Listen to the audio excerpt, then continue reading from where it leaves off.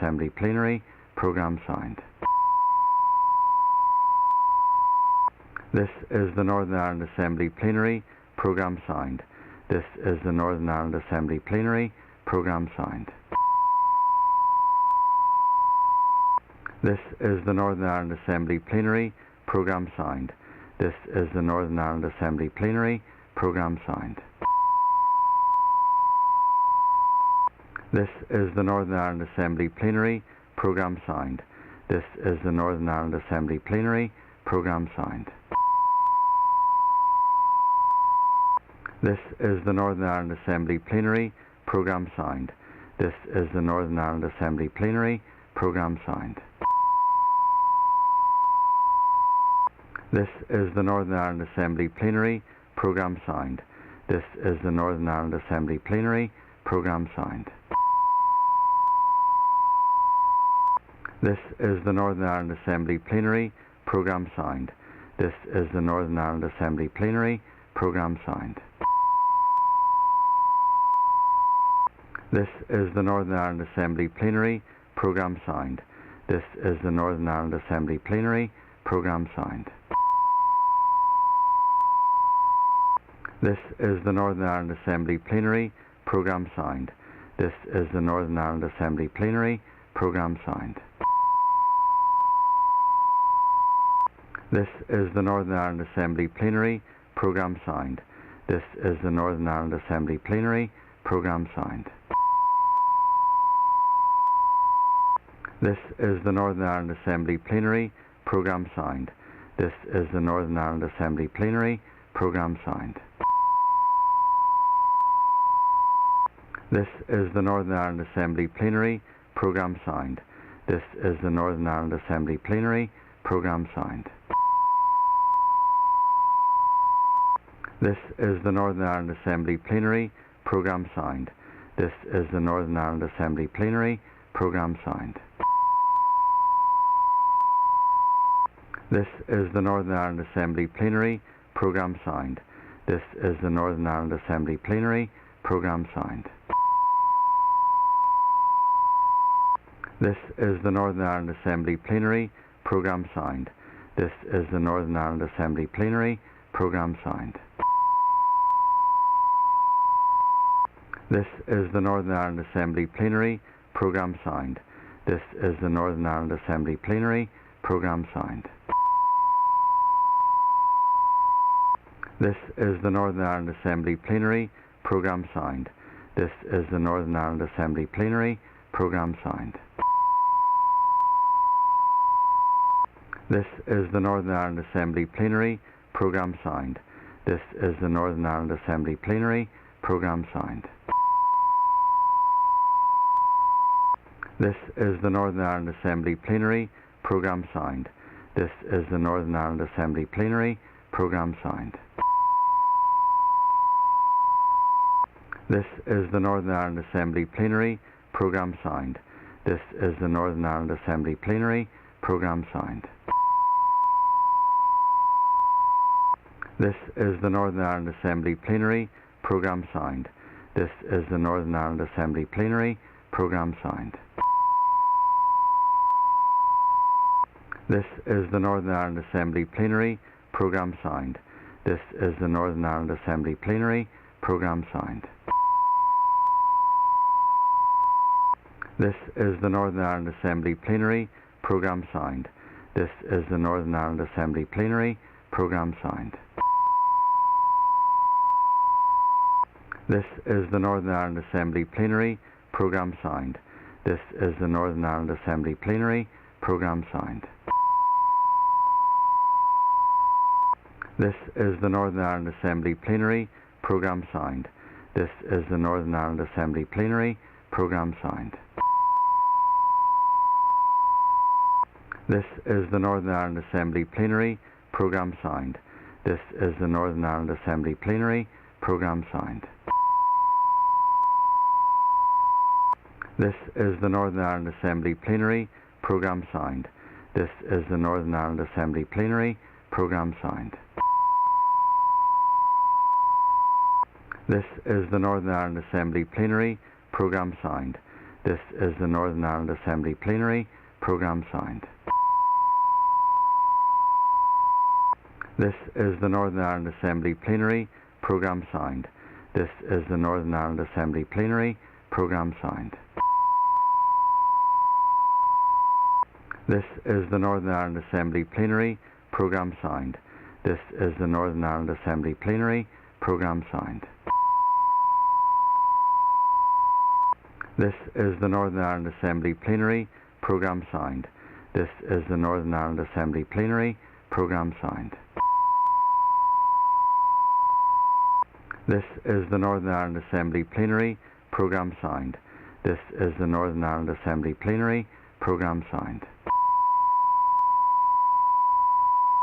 This is the Northern Ireland Assembly Plenary. Programme signed.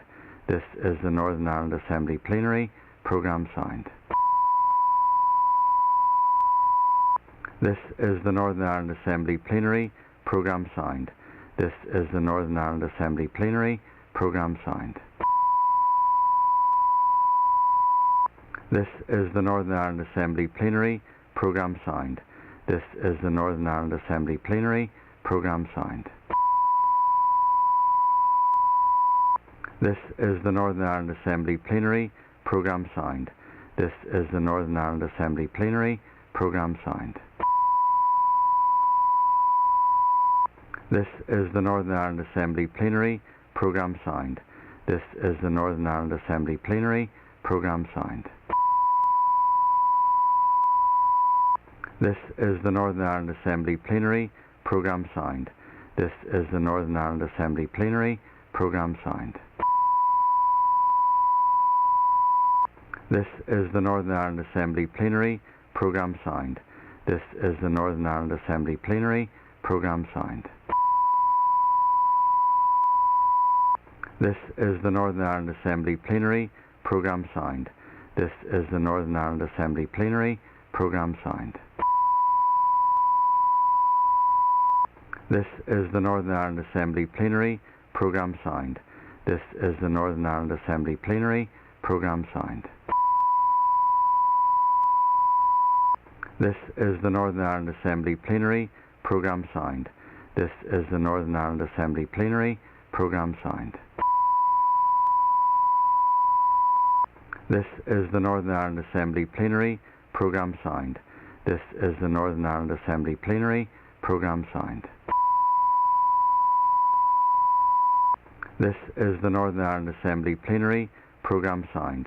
This is the Northern Ireland Assembly Plenary. Programme signed.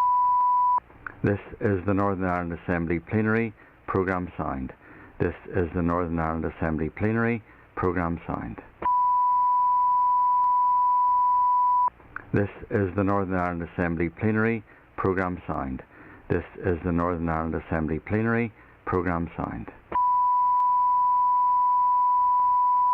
This is the Northern Ireland Assembly Plenary. Programme signed. This is the Northern Ireland Assembly Plenary. Programme signed. This is the Northern Ireland Assembly Plenary. Programme signed. This is the Northern Ireland Assembly Plenary. Programme signed. This is the Northern Ireland Assembly Plenary. Programme signed. This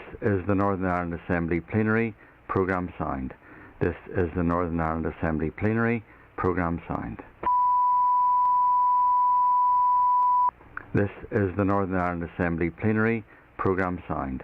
This is the Northern Ireland Assembly Plenary. Programme signed. This is the Northern Ireland Assembly Plenary. Programme signed. This is the Northern Ireland Assembly Plenary. Programme signed. This is the Northern Ireland Assembly Plenary. Programme signed. This is the Northern Ireland Assembly Plenary. Programme signed. This is the Northern Ireland Assembly Plenary. Programme signed. This is the Northern Ireland Assembly Plenary. Programme signed. This is the Northern Ireland Assembly Plenary. Programme signed. This is the Northern Ireland Assembly Plenary. Programme signed. This is the Northern Ireland Assembly Plenary. Programme signed. This is the Northern Ireland Assembly Plenary. Programme signed.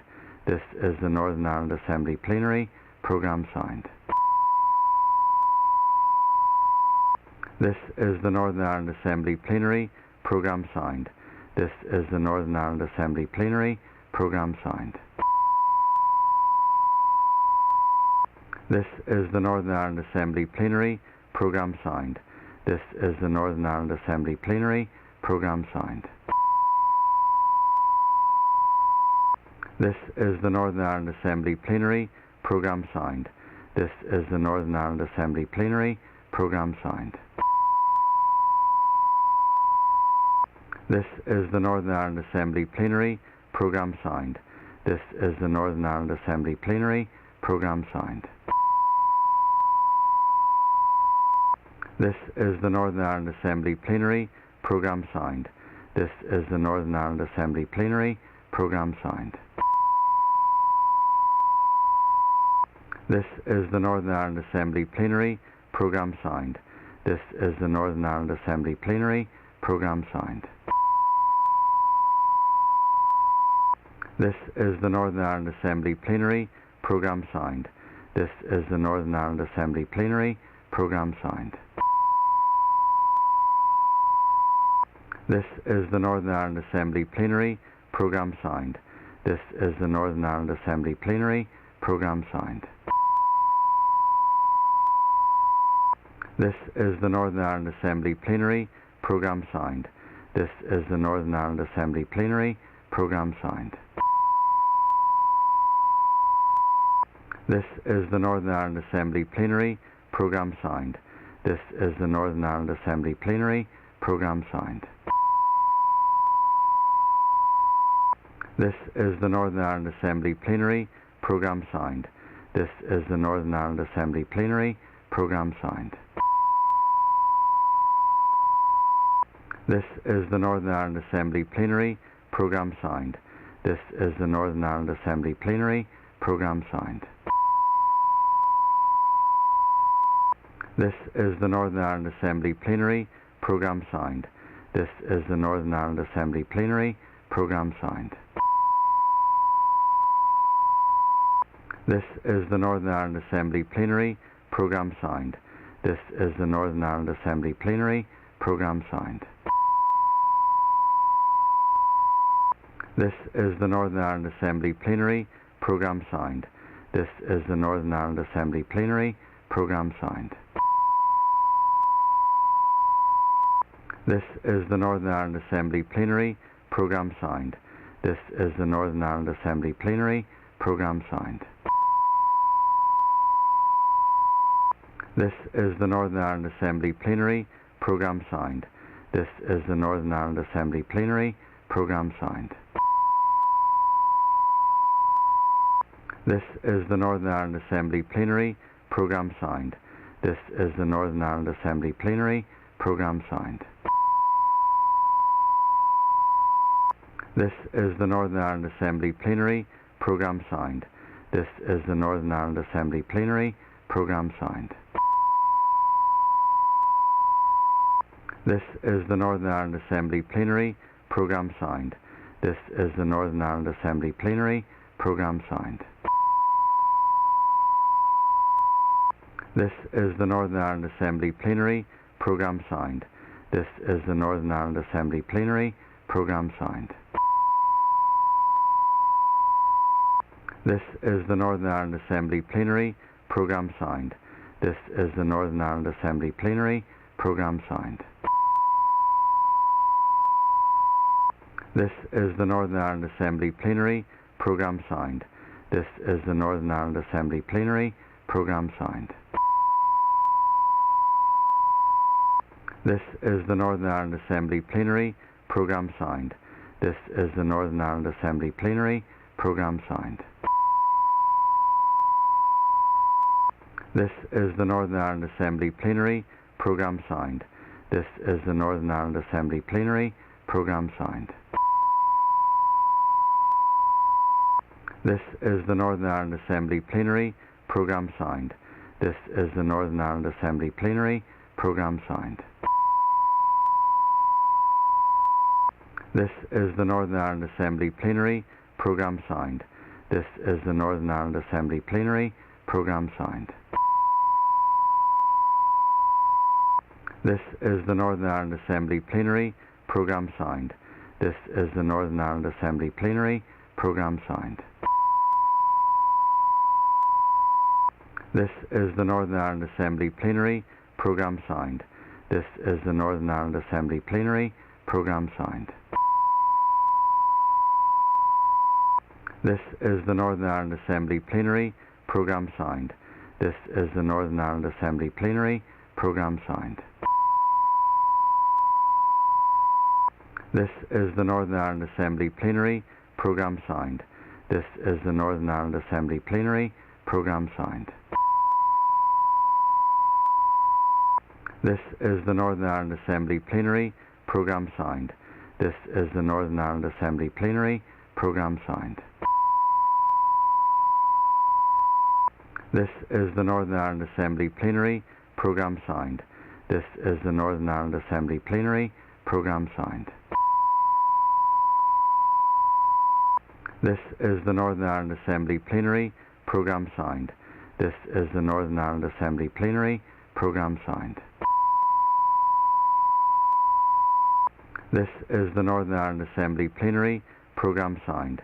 This is the Northern Ireland Assembly Plenary. Programme signed. This is the Northern Ireland Assembly Plenary. Programme signed. This is the Northern Ireland Assembly Plenary. Programme signed. This is the Northern Ireland Assembly Plenary. Programme signed. This is the Northern Ireland Assembly Plenary. Programme signed. This is the Northern Ireland Assembly Plenary. Programme signed. This is the Northern Ireland Assembly Plenary. Programme signed. This is the Northern Ireland Assembly Plenary. Programme signed. This is the Northern Ireland Assembly Plenary. Programme signed. This is the Northern Ireland Assembly Plenary. Programme signed. This is the Northern Ireland Assembly Plenary. Programme signed. This is the Northern Ireland Assembly Plenary.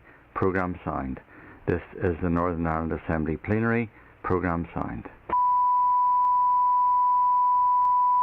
This is the Northern Ireland Assembly Plenary. Programme signed. This is the Northern Ireland Assembly Plenary. Programme signed. This is the Northern Ireland Assembly Plenary. Programme signed. This is the Northern Ireland Assembly Plenary. Programme signed. This is the Northern Ireland Assembly Plenary. Programme signed. This is the Northern Ireland Assembly Plenary. Programme signed.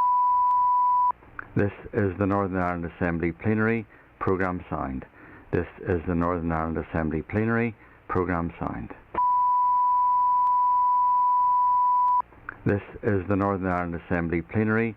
Programme signed. This is the Northern Ireland Assembly Plenary.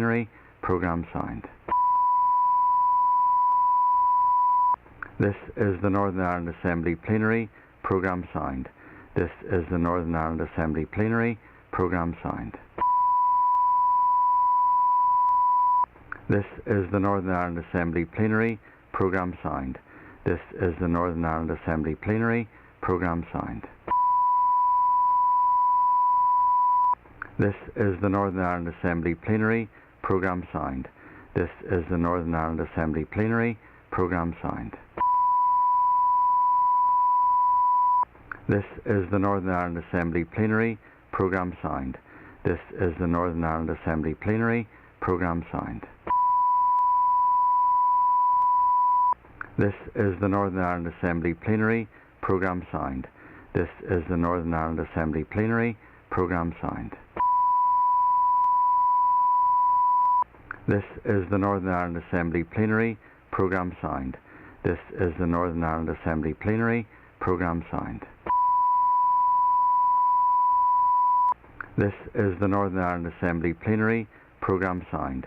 This is the Northern Ireland Assembly Plenary. Programme signed. This is the Northern Ireland Assembly Plenary. Programme signed. This is the Northern Ireland Assembly Plenary. Programme signed. This is the Northern Ireland Assembly Plenary. Programme signed. This is the Northern Ireland Assembly Plenary. Programme signed. This is the Northern Ireland Assembly Plenary. Programme signed. This is the Northern Ireland Assembly Plenary. Programme signed. This is the Northern Ireland Assembly Plenary. Programme signed. This is the Northern Ireland Assembly Plenary. Programme signed. This is the Northern Ireland Assembly Plenary. Programme signed. This is the Northern Ireland Assembly Plenary. Programme signed. This is the Northern Ireland Assembly Plenary. Programme signed. This is the Northern Ireland Assembly Plenary. Programme signed. This is the Northern Ireland Assembly Plenary. Programme signed. This is the Northern Ireland Assembly Plenary. Programme signed. This is the Northern Ireland Assembly Plenary. Programme signed. This is the Northern Ireland Assembly Plenary. Programme signed.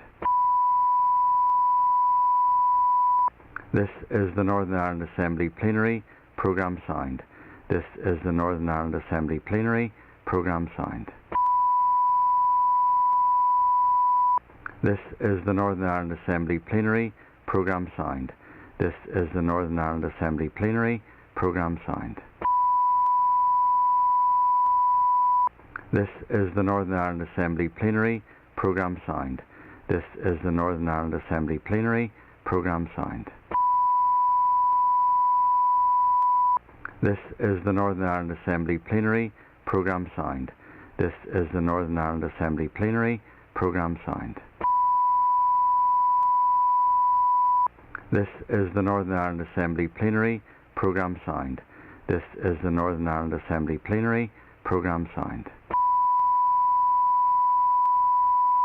This is the Northern Ireland Assembly Plenary. Programme signed. This is the Northern Ireland Assembly Plenary. Programme signed. This is the Northern Ireland Assembly Plenary. Programme signed. This is the Northern Ireland Assembly Plenary. Programme signed. This is the Northern Ireland Assembly Plenary. Programme signed. This is the Northern Ireland Assembly Plenary. Programme signed. This is the Northern Ireland Assembly Plenary. Programme signed. This is the Northern Ireland Assembly Plenary. Programme signed. This is the Northern Ireland Assembly Plenary. Programme signed. This is the Northern Ireland Assembly Plenary. Programme signed.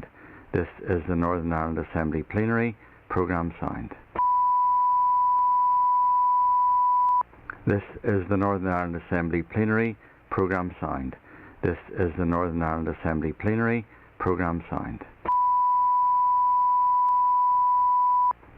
is the Northern Ireland Assembly Plenary. Programme signed. This is the Northern Ireland Assembly Plenary. Programme signed. This is the Northern Ireland Assembly Plenary. Programme signed. This is the Northern Ireland Assembly Plenary. Programme signed. This is the Northern Ireland Assembly Plenary. Programme signed. This is the Northern Ireland Assembly Plenary. Programme signed. This is the Northern Ireland Assembly Plenary. Programme signed. This is the Northern Ireland Assembly Plenary. Programme signed. This is the Northern Ireland Assembly Plenary. Programme signed. This is the Northern Ireland Assembly Plenary. Programme signed. This is the Northern Ireland Assembly Plenary. Programme signed. This is the Northern Ireland Assembly Plenary. Programme signed. This is the Northern Ireland Assembly Plenary. Programme signed. This is the Northern Ireland Assembly Plenary. Programme signed. This is the Northern Ireland Assembly Plenary. Programme signed. This is the Northern Ireland Assembly Plenary. Programme signed. This is the Northern Ireland Assembly Plenary. Programme signed. This is the Northern Ireland Assembly Plenary. Programme signed. This is the Northern Ireland Assembly plenary. Programme signed. This is the Northern Ireland Assembly plenary. Programme signed. This is the Northern Ireland Assembly plenary. Programme signed. This is the Northern Ireland Assembly plenary. Programme signed. This is the Northern Ireland Assembly plenary. Programme signed. This is the Northern Ireland Assembly plenary. Programme signed. This is the Northern Ireland Assembly plenary. Programme signed. This is the Northern Ireland Assembly plenary.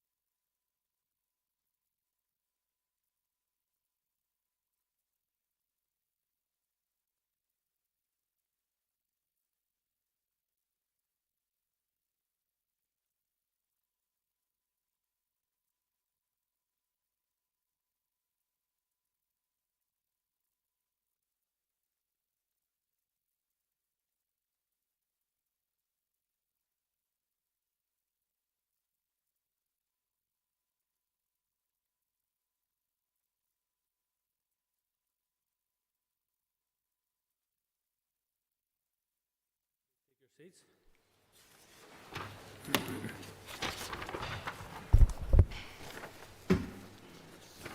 Members and Speakers of the Assembly, I am delighted to officially welcome all of you to the Parliament buildings and to the Women's Parliament this afternoon.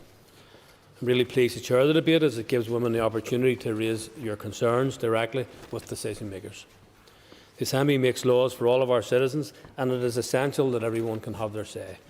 Today's event is a way for you to do so, and that is also a very fitting way to mark the International Women's Day. I'm pleased that the Women's Parliament was co-designed with the Women's Policy Group and that we have such a wide range of voices here this afternoon. I trust that this joint approach has helped you to feel valued, that your contribution today will bring the change that we all want to see in our community, that everyone here can enjoy the same rights, access and entitlements. I look forward to listening to your concerns and to hearing how the Minister when she arrives, plans to address the issues raised. So, if everyone's ready, we will begin. The item of business to be debated today is a motion on the COVID-19 Feminist Recovery Plan, and I'd ask the Clerk to please read the motion. That this Women's Parliament recognises the COVID-19 pandemic has had a disproportionate economic and social impact on women, as highlighted in the Women's Policy Group's COVID-19 Feminist Recovery Plan, and calls on the Minister for Communities, together with her ministerial colleagues, to coordinate a response across all departments and public bodies, and to work with experts in gender policy to formulate an action plan to address this imbalance. Thank you. And 2 hours have been allocated for this debate. The proposers of the motion will have 10 minutes to propose and 10 minutes to wind. All other speakers will have 4 minutes. As we go through the debate, I will formally introduce each speaker and outline which subject of the COVID-19 Feminist Recovery Plan that will be discussed. Rachel Powell will open the debate, and I call Rachel now to formally move the motion and to open the debate. Rachel. Thank you, Speaker.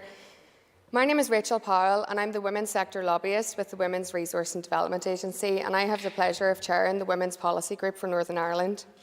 I am so delighted to be here today, opening the first ever Women's Parliament in the history of Northern Ireland. I beg to move the motion and ask all members of this Women's Parliament to vote in favour. On behalf of the Women's Policy Group, I would like to first of all thank all of the women here today to share their lived experiences with us, as well as the 150 plus women who shared their stories with us that is at the core of our Feminist Recovery Plan. I would also like to thank the 1,065 women who recently shared their views and experiences of men's violence against women and girls in Northern Ireland. We want to make sure that today your voice is at the heart of this Parliament. It is incredible that this chamber is filled today with all women for this Women's Parliament to debate a motion focused on the Feminist Recovery Plan and the lived experiences of the women here who inspired it. This is probably the first time in the history of this chamber that there have been so many women in this room and to have so many women's voices present. And there certainly hasn't been a shortage of men's voices over the years. While we know that we need our executive ministers to firmly listen to the voices of women, we want to make this an opportunity to hear directly from them, to create a more equal society for women as highlighted and outlined in the Feminist Recovery Plan. So again, I want to thank the Women's Policy Group and the women here. I can't imagine a better way to celebrate International Women's Day than with all of you. It is also worth pointing out that while International Women's Day is a celebration, it is also a protest. And we hope that the stories of women and girls being continually failed by our executive will strike action from our elected representatives to listen to us, act and make the changes that are needed in our society. The Women's Policy Group Feminist Recovery Plan was developed by 32 policy experts from over 25 organisations across Northern Ireland. This included representatives from the women's sector, trade unions, LGBTQ+ organisations, migrant organisations, domestic violence support groups, feminist campaigning groups, human rights campaigners, NGOs and much more. We made this plan not only to mitigate against the impact of the pandemic on women, but to address the pre-existing systemic inequalities that women face that led to such a severe impact in the first place.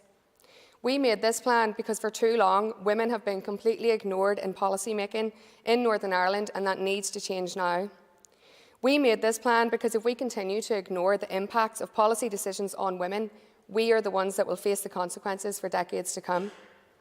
We rewrote and relaunched the plan in July 21, 1 year on from our initial plan, because not enough action was being taken by our executive to even recognise the disproportionate impact of the pandemic on women or the need to implement the recommendations that we made.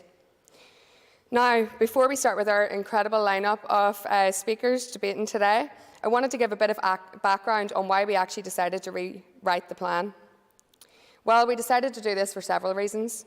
When we first launched our plan in July 2020, we highlighted how vast policy failures both in the Northern Ireland Assembly and Westminster Government had created deep, systemic, pre-existing inequalities that led to women bearing the complete brunt of this crisis, economically, socially and in terms of health.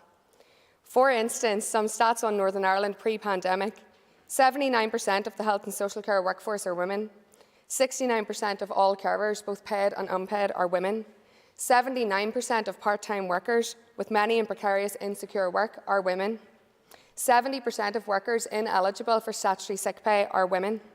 And 33% of all women in Northern Ireland are considered economically inactive, a term which we dispute because the unpaid domestic labour of women certainly has economic value, but with the main reason for this being down to family and home commitments, which is the least common reason for men to be considered economically inactive.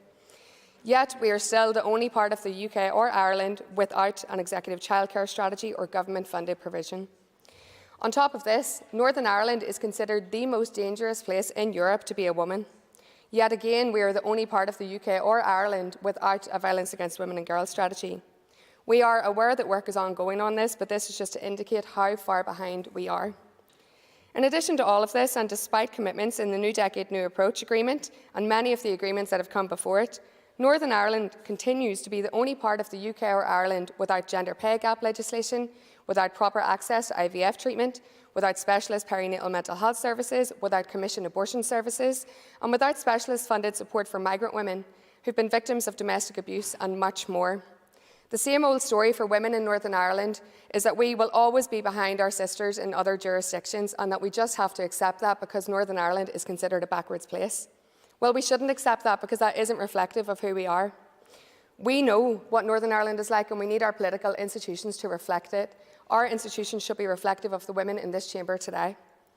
So, to the members of this Women's Parliament and the executive ministers and MLAs in attendance, we are no longer accepting the excuses about Northern Ireland being further behind and that other issues take priority over women's equality. Our Feminist Recovery Plan is across 6 main pillars: economic justice, health, culture, social justice, Brexit and a Bill of Rights, as well as international mechanisms and best practice.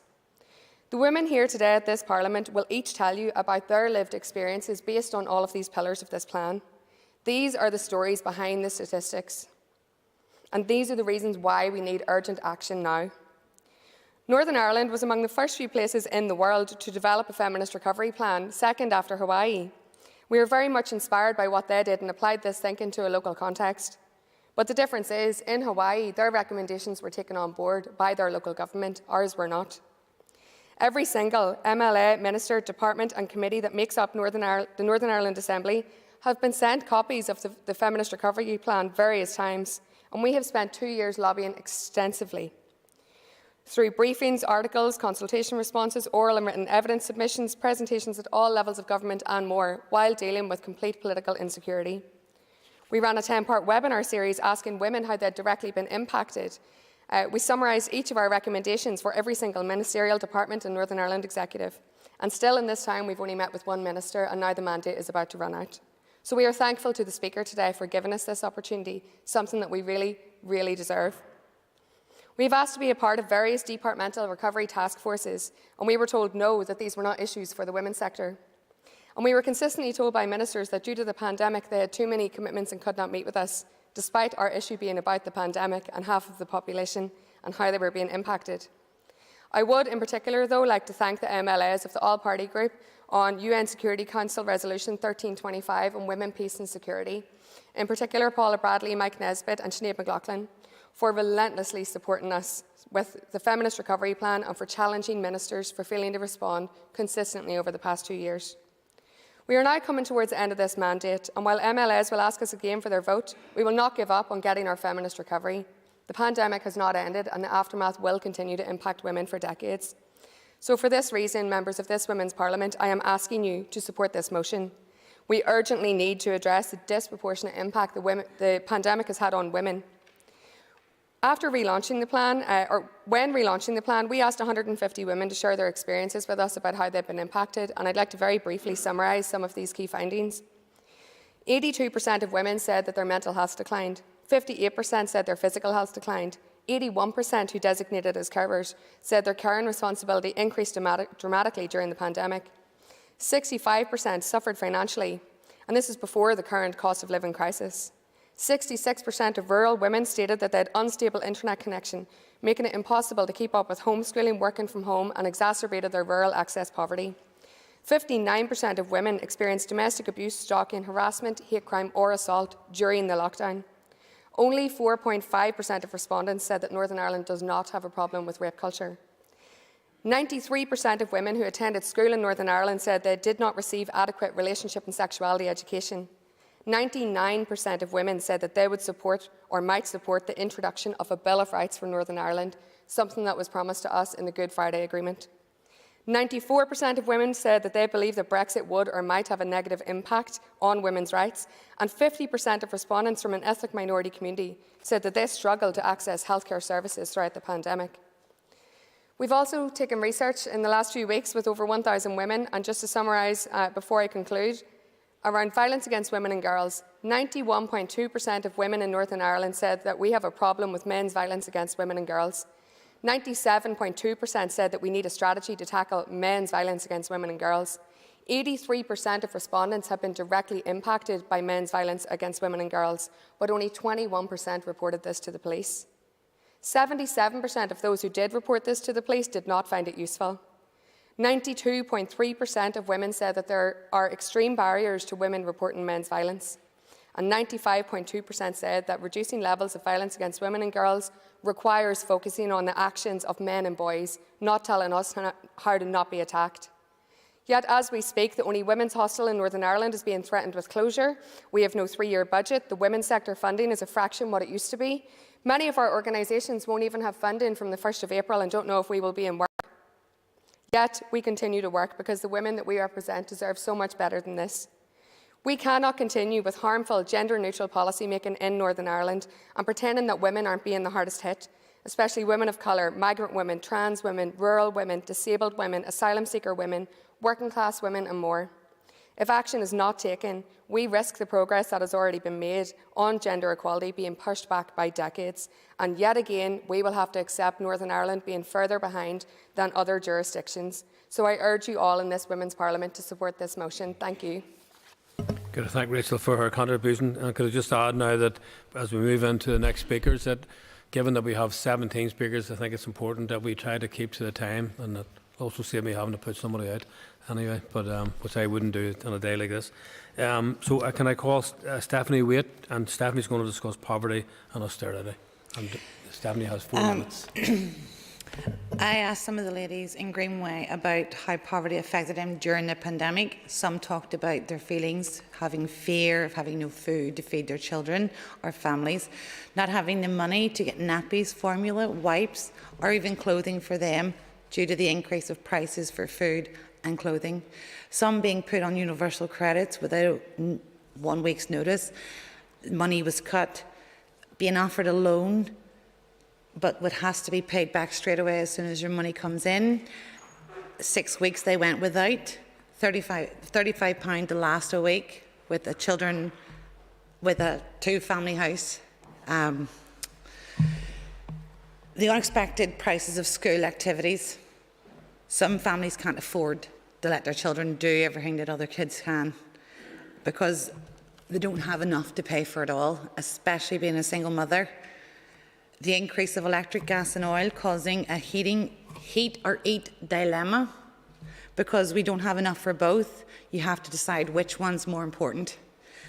The fear, the shame, the embarrassment of using food banks, asking people for help, borrowing money from anybody, feeling like you have no one to talk to, the depression, the overthinking, the feeling like if you tell anybody, your family will be taken away. It's all there. Thank you. Okay, Stephanie, thank you very much for that. Those very important remarks. I call Ruth McKeever, and Ruth's going to discuss caring responsibilities. Thank you, Mr. Speaker. So, 70% of women have a chance of caring in Northern Ireland. By the age of 46, half of all women will already have been a carer. They save the economy $4.6 million a year. Within my work at Chrysalis Women's Centre, we have heard many harrowing stories from women who have caring responsibilities. The pandemic only escalated the demands placed on them. One of many conversations I had during the lockdown was with a mother of 2 young men with learning disabilities. This woman had to get up every morning, get her sons dressed and drive them to her daycare centre to prove that the centre was closed to them. She was left with no support and 2 very confused young men. I could see the pain in that mother's eyes as she talked to me at what her sons were experiencing every day. She was exhausted, with no hope for the future. These women were crying out for help, but no one came to help them. One of the big issues, even before COVID, is the lack of support given to women who are carers. They feel that because it is their child, their mother, their father, their husband, that they have a duty to carry on. They put their lives on hold, careers, friendships and relationships because of the demands of caring. Another woman who is a carer for her son found a lump on her breast. She refused to go and get it seen. She had no one to look after her son. While she attended the appointment, And what if it was cancer? Who would look after her son if she wasn't there? In her mind, she was better not knowing. Carers are known for putting their health and well-being of those they care for over their own. They will ignore health issues, cancel appointments, or much like this lady, they'll not make them. Those who manage to balance work with caring miss out on promotions and pay due to their caring responsibilities.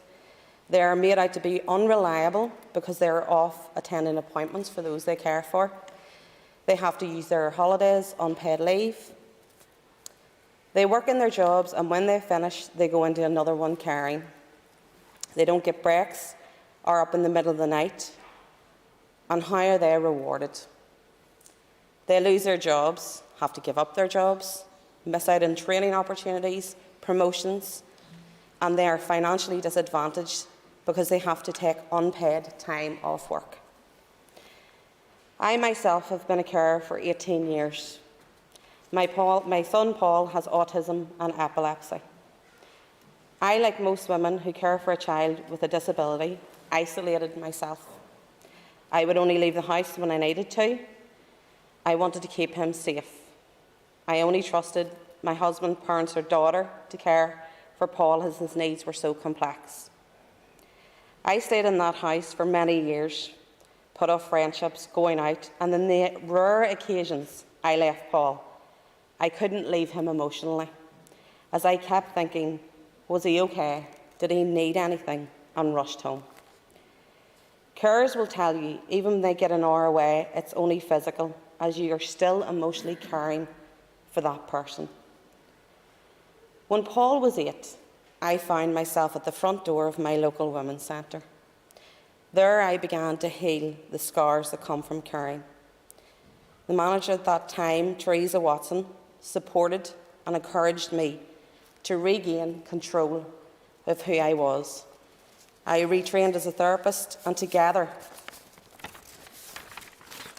we built a counselling service for carers. Mental health issues are another area that is never talked about when we look at carers. They care 24 hours a day, get no breaks, and much like myself, this impacts on their identity, self-worth and confidence. So to conclude, what do we need to do for carers? Access to free counselling, better access to healthcare when they need it. Employers need to offer much more support to any employees that have caring responsibilities. Acknowledgement of what we do from the government. Based on the amount Carers Allowance is, we are paying carers 40p an hour. That's cut in half if they're caring for more than one person. Older women who are caring well into their 70s and 80s and have paid into a pension receive nothing. Those that manage to balance work with caring also receive nothing. We as a society need to show our carers that they are valued, that they matter, and that we will support them. Thank you, Ruth. And I call Jacqueline McGranagan, and Jacqueline's going to speak about childcare. Thank you, Mr. Speaker. Hello, everyone. I want to start by saying that I can't believe I'm actually standing here speaking today. A little bit stressed, but I cannot stress enough how important affordable childcare is to me and hundreds of other mums just like me, and that's why I am here today. I started my journey with Atlas Women's Centre as an anxious, isolated mum that, to be honest, wasn't coping very well with the huge life change of having a baby. I was taking part in another support programme with Sure Start, and we used the outdoor play area for our class. I couldn't believe when I got there the support that was available for women. I asked about the amazing childcare facility and how I could get involved, and was encouraged to join a class the following week with other mums just like me. But after a few weeks, I thought I would have to leave, as my son was struggling with separation anxiety due to not being socialised and always being with myself. But the childcare team were very understanding, encouraging, patient and professional. Trust and confidence was built for both myself and my son. My son was in the same building, safe, socialising and learning, just like me. It was amazing. As a result of the childcare being available, I was able to attend personal development classes with the opportunity to progress and be seen as Jacqueline and not just mum. I was given the space to remember that I am also important. You see, I have always worked, and I was struggling with the thoughts and challenges that mums do face finding a way back into employment, in particular the cost of childcare. I did not think for a moment that I would get back into employment as a result of attending the community education and training. Turning mum skills into job skills was a turning point for me. I was encouraged and praised so much to the point that I felt that I could do anything that I wanted. And this was possible because there was childcare available for me. So I started to volunteer in the childcare room, and again was given support with this, as I also needed childcare to volunteer. After volunteering for a few months, I have now started an apprenticeship in Level 3 Childcare and Development, and I'm working part-time in the childcare room as their apprentice. Again, having childcare available was essential to my development, as I would not have had the opportunity to progress and get into my course and back to work without it. Also, my son has developed both socially and emotionally from this childcare, which is so important to a mum. He is now attending daycare while I am at work, and it really has prepared him for nursery and also school. I am just one of the thousands of mums who have benefited from childcare in women's centres in this country. I have witnessed firsthand the impact that childcare can have to support and benefit so many families from such a mixture of backgrounds.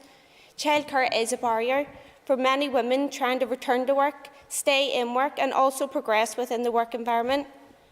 As I am now coming to the end, I'm not stressed, but again, I cannot stress enough the importance of affordable daycare available to women and support with returning to work after having a child. I feel privileged and so fortunate to have had the opportunity to use the Atlas Women's Centre services, and for my son and for me and my son to now be in such a happy place with a view of a progressive and positive future. Thank you all for listening. I thank Jacqueline for that contribution, and I call Martina Byrne to discuss rural women. Martina is making her contribution remotely. Can we bring Martina on screen, please? Hello everybody, can you hear me okay? Okay, Martine. Thank you very much. Thank you for this rural women and today's agenda. My name is Martina. I'm involved in the women's group in Hilltown near Newry, and we've been running for over 10 years and have built up a cluster of women's groups across South Down. We have a great resource in Northern Ireland Women's Network, who's the only representative body for rural women.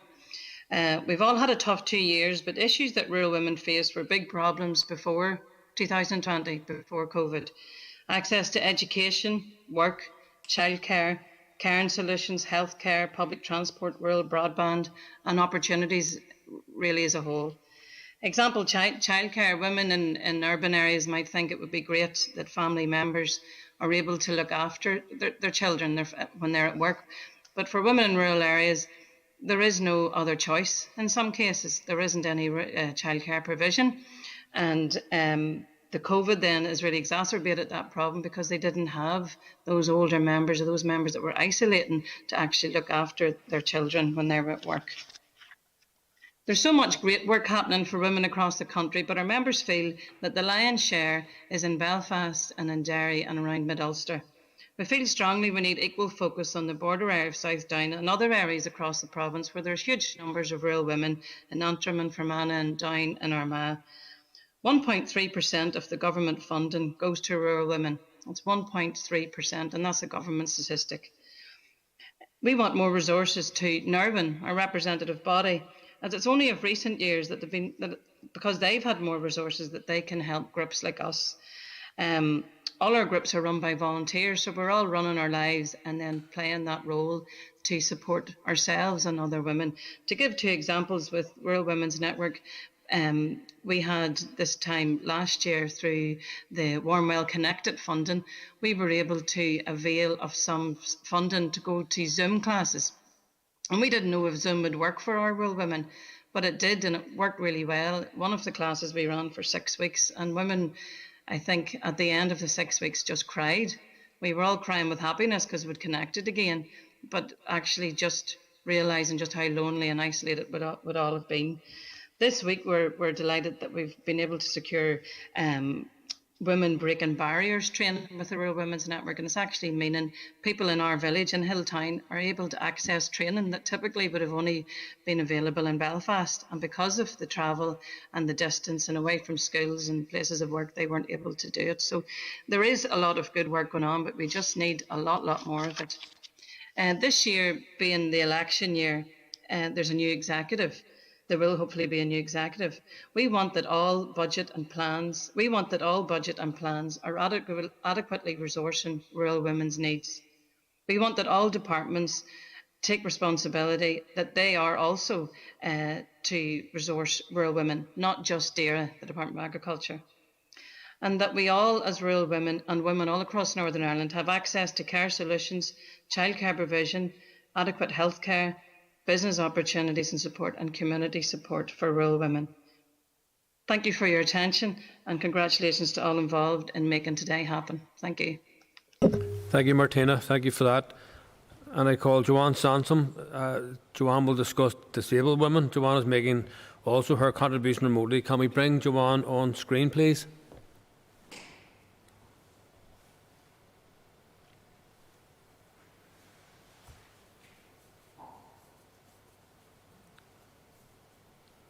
We'll give it just a moment.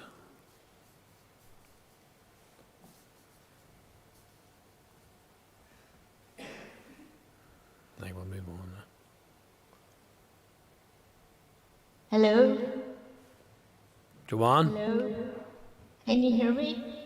Okay, John. Yes, Joanne, we can hear you. Okay. Thank you, Mr. Speaker. The world has been witnessing the heartbreaking, harrowing scenes in the Ukraine in a bid to maintain their freedoms and democracy against oppression. This is a stark reminder to us all as citizens how fragile democracy can become. We, the people of Northern Ireland, know the oppressive threat of an unstable democracy.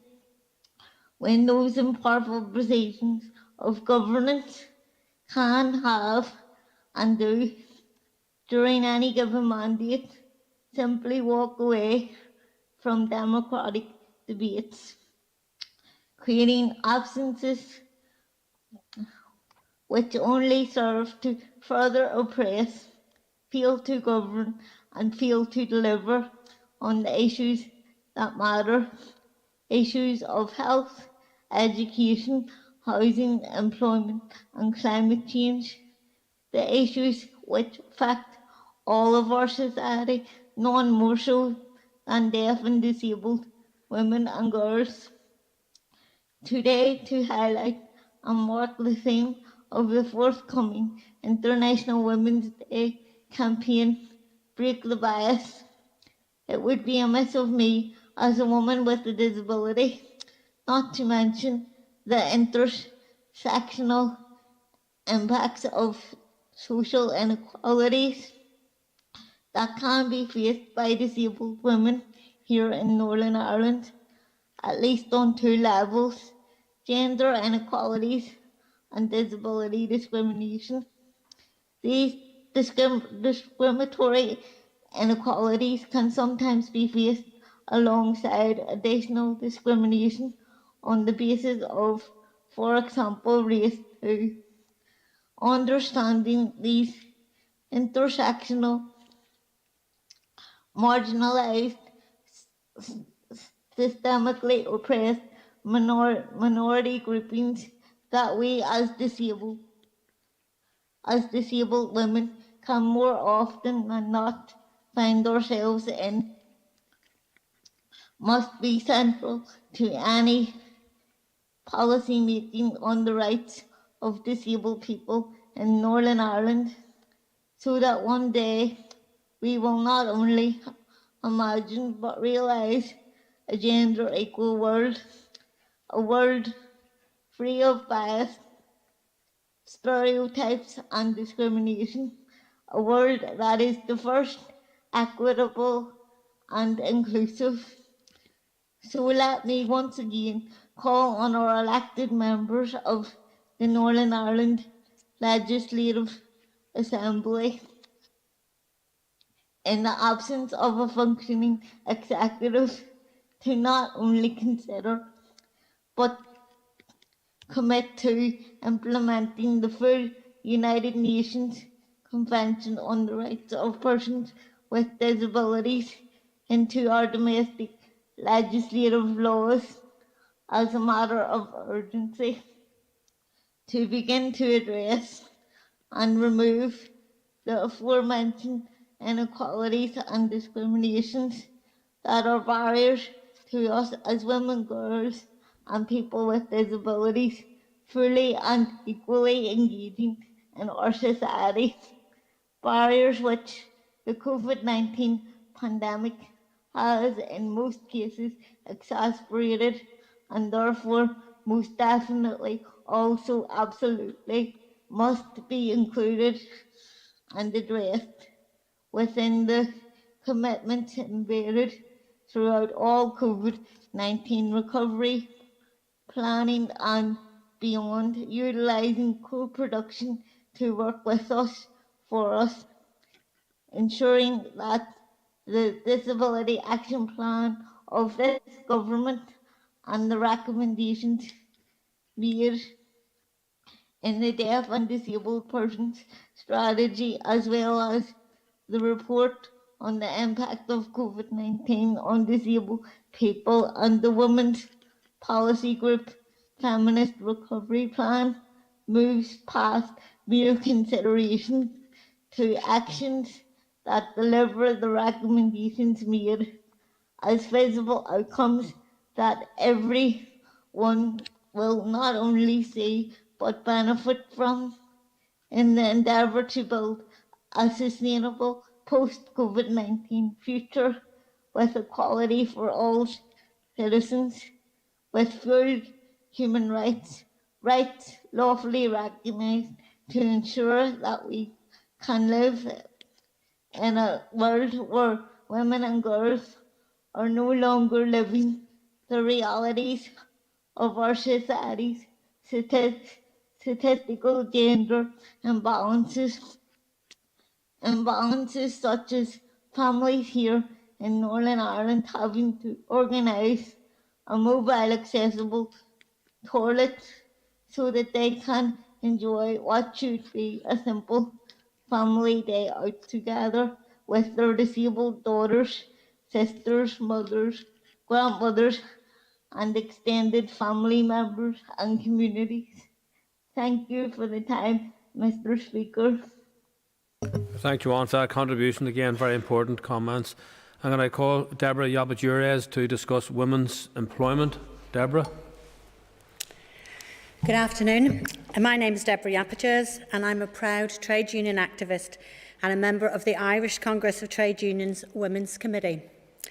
I am also one of the joint chairs of Unison's Women's Committee, and I believe that being in a trade union is vitally important for all women, because women need unions and unions need women.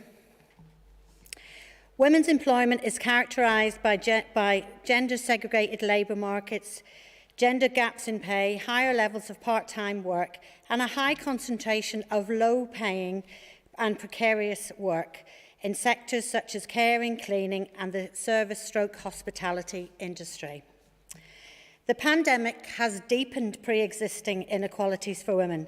It has highlighted appalling conditions and treatment of women in the workplace, including lack of PPE a marked rise in workplace discrimination against pregnant women and new mothers, workers in care homes who were right on the front line in COVID-19 were also left to exist on statutory sick pay when they became ill. Thankfully, this was a battle that unions were able to help with temporarily, although they have gone back to pre-COVID rates now.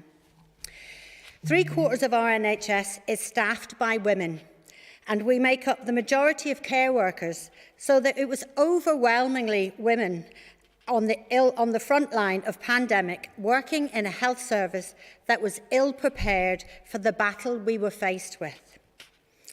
Our members tell us that school, nursery closures and the shielding of family members who supported women with childcare brought stark choices between paid work and care commitments and presented challenges as women were faced with really difficult choices.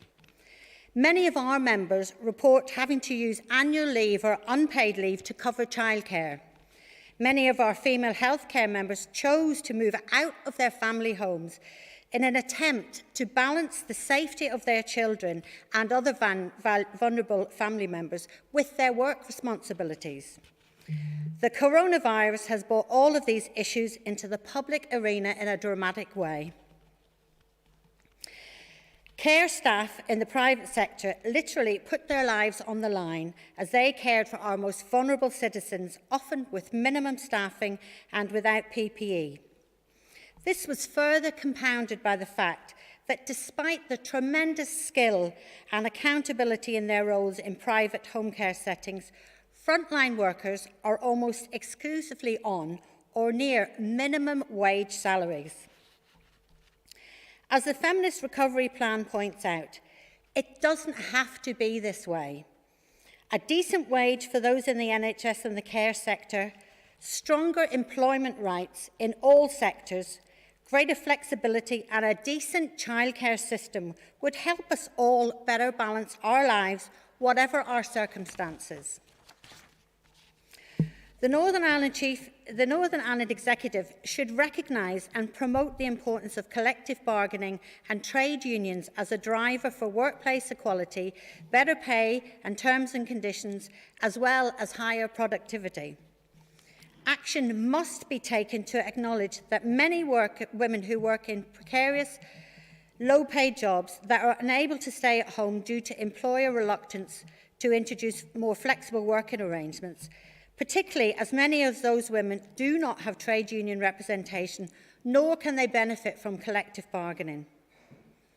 In addition to this, action needs to be taken to address how difficult it is for women to complete all aspects of work from home when trying to manage their workloads, childcare, and at times providing education from home. For a better, more resilient economy, it is essential that we recognise care work. It needs to be a valued job that is paid well, attracts investment in education and training, and provides opportunities for promotion and is seen as a valued career. Women have done incredible things for a really long time, and we will continue to fight for change. As we approach International Women's Day next week, let us celebrate our world-changing women as we continue to address the bias. Please support this motion. I thank Deborah Yappajuris, and I call Mary McNeil and Elizabeth Livingstone, and they're going to discuss older women. Mary and Elizabeth. Thank you, Mr. Speaker. Hi everybody, I'm Mary McNeil from Footprints Women's Centre. For the past 30 years, Footprints has been providing a range of services for women of all ages, from teenage to senior citizens. But I'm here today to speak particularly about women aged 50 and over and how COVID has affected their lives over the past 2 years due to being unable to avail of our services. The women in question have formed their own 50+ group and for a number of years have been actively involved in many projects, some of which were art, book club, gardening, and they also did an extensive history account of the geographical area of where they come from, plus many more other activities they got involved with through the years. They also expressed a keen interest in meeting women of different cultures and religions and formed friendships across communities and women's centres in Belfast. Whilst Footprints continue to provide, through COVID, courses to younger women, through phone calls and through Zoom, this wasn't at times suited to our over 50s women, some of whom are not IT literate or even had Wi-Fi in the house. But their main preference anyway would have been meeting face-to-face with each other to have friendly and meaningful conversations with each other. This past 2 years has taken that away from them women, leaving them back in the home with a great sense of loss. Although there is family there to care for them, it isn't the same as having like-minded women with similar likes and, more importantly, similar needs, who they can meet with in a safe place and talk openly with each other about issues they can't talk to their family members about. The impact this has had on women has had a serious effect on their physical and mental well-being, resulting in a loss of friends, support and respite, and, more importantly, company. I'm actually here today taking the place of another woman who wasn't able to make it in her 80s, who was, due to health, she couldn't come. This lady has been a member of Footprints for most of the 30 years we've been there. She's a very smart and articulate woman who, through the centre, was enabled to go to university and achieve a degree in social and economic history and social anthropology. She has been a great inspiration to other women and a positive example of what women can achieve. She lost her husband not long before COVID and needed the company of her friends who gave her great comfort.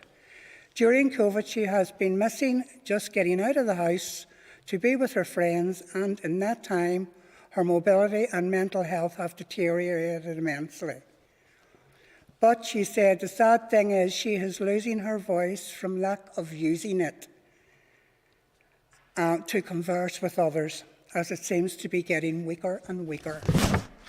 I have also talked to other older women who have expressed the same sentiments of loss, loneliness, isolation, and basically missing the company of other women and a deep sense of depression. I myself am of the same age group and can now emphasise with what has happened to our over 50s. But being a director on Footprints board has allowed me some freedom and sanity and got me out to do something worthwhile. But also at times through COVID I have had similar feelings to all the other women, and it is not a good place to be. At our age, mobility is a serious disability, as it slows up and restricts what we are able to do or achieve. But mental health, as we are all learning through this time of fear and uncertainty, is frightening and debilitating to our daily well-being. I'd just like to end with women 50 and over seem to be an invisible and forgotten age. I am speaking not just for women of Footprints, but for women from all over who have given so much of themselves to their families and need something back from their families and from community for what they have given to it. Thank you, Speaker. Thank you, Mary. Do we have Elizabeth? Afternoon, everyone, and my name's Elizabeth Livingstone, and I'd just like to thank the Speaker for the opportunity to speak this afternoon.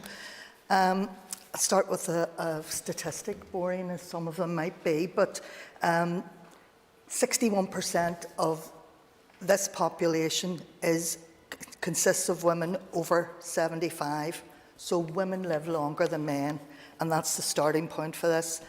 United Nations brought out a report at the beginning of COVID, and that stated that the pandemic posed a disproportionate threat to the lives, rights and well-being of older people, and this has come to pass, particularly for women.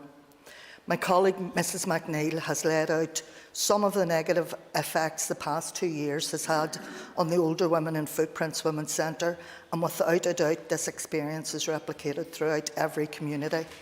So how do we move forward in an attempt to mitigate the damage that has been caused?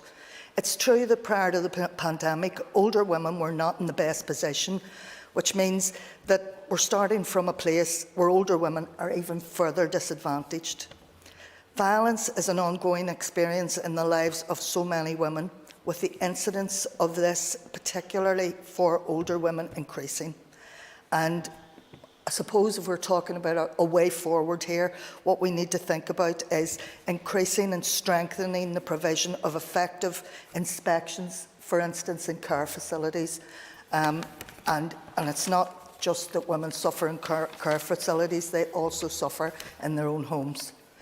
Women's centres are well placed and have been established right in the middle of the communities to deliver remedial programmes. So therefore, what I'm calling for here is that it's essential that funding should be provided to assist older women to make better use of technology. I mean, some of the previous speakers have referred to this, and I think it's an ongoing, it's an issue that will come up in an ongoing way.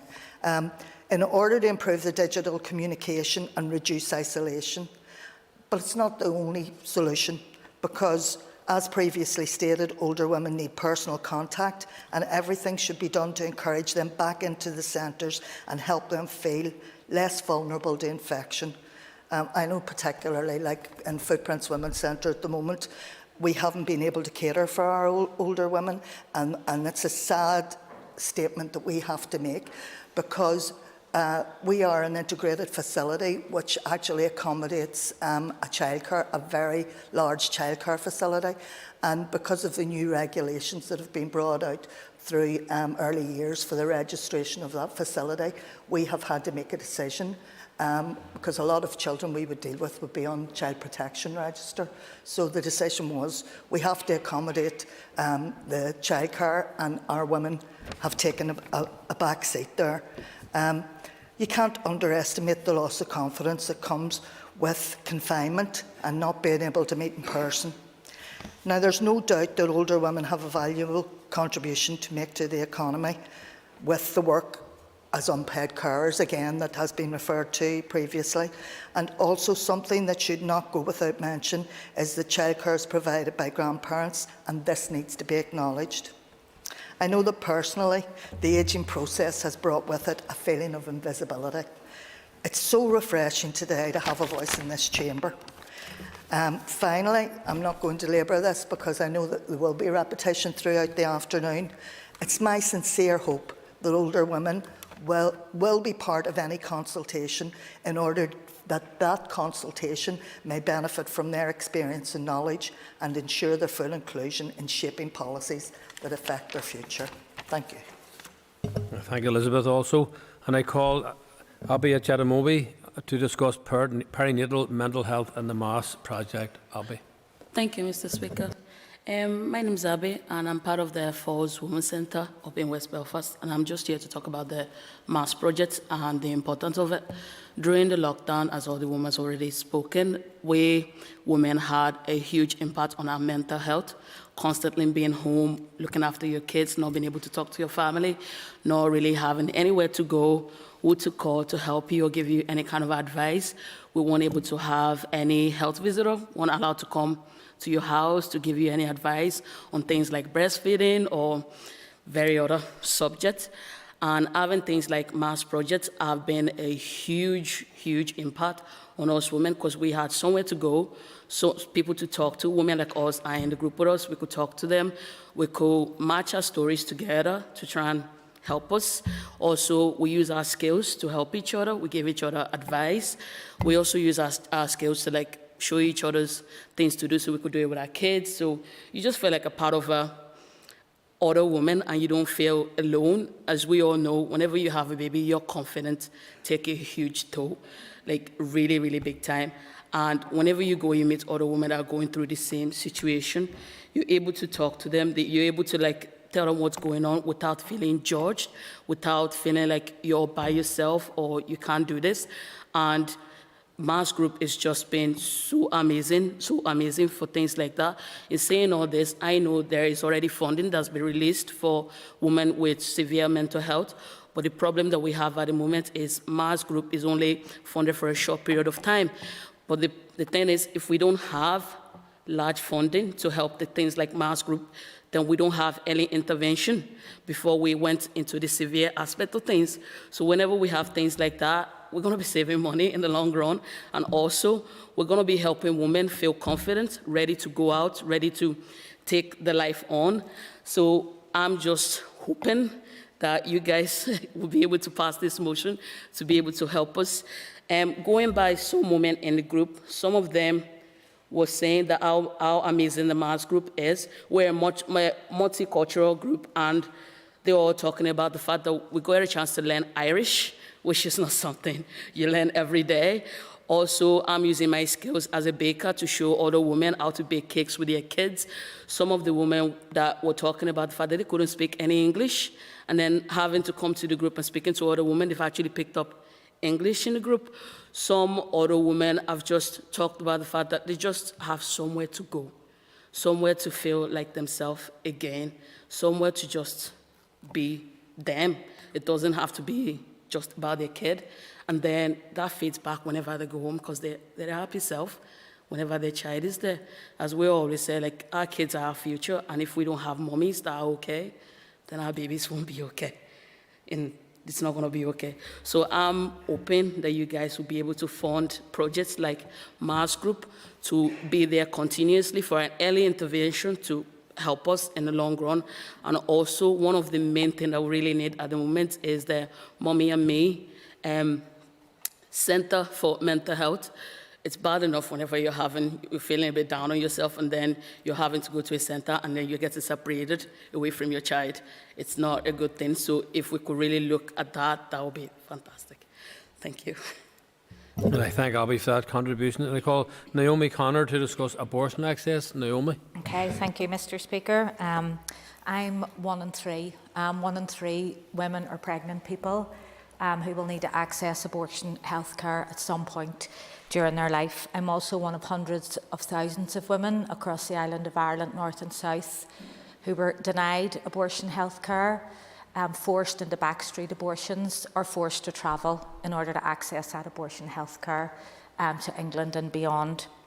And in addition to all those little hundreds and thousands of cases and bags that we packed and we took on planes and boats, we packed up a lot of societal and institutional stigma and shame. And I'm here today to say it's time to unpack it.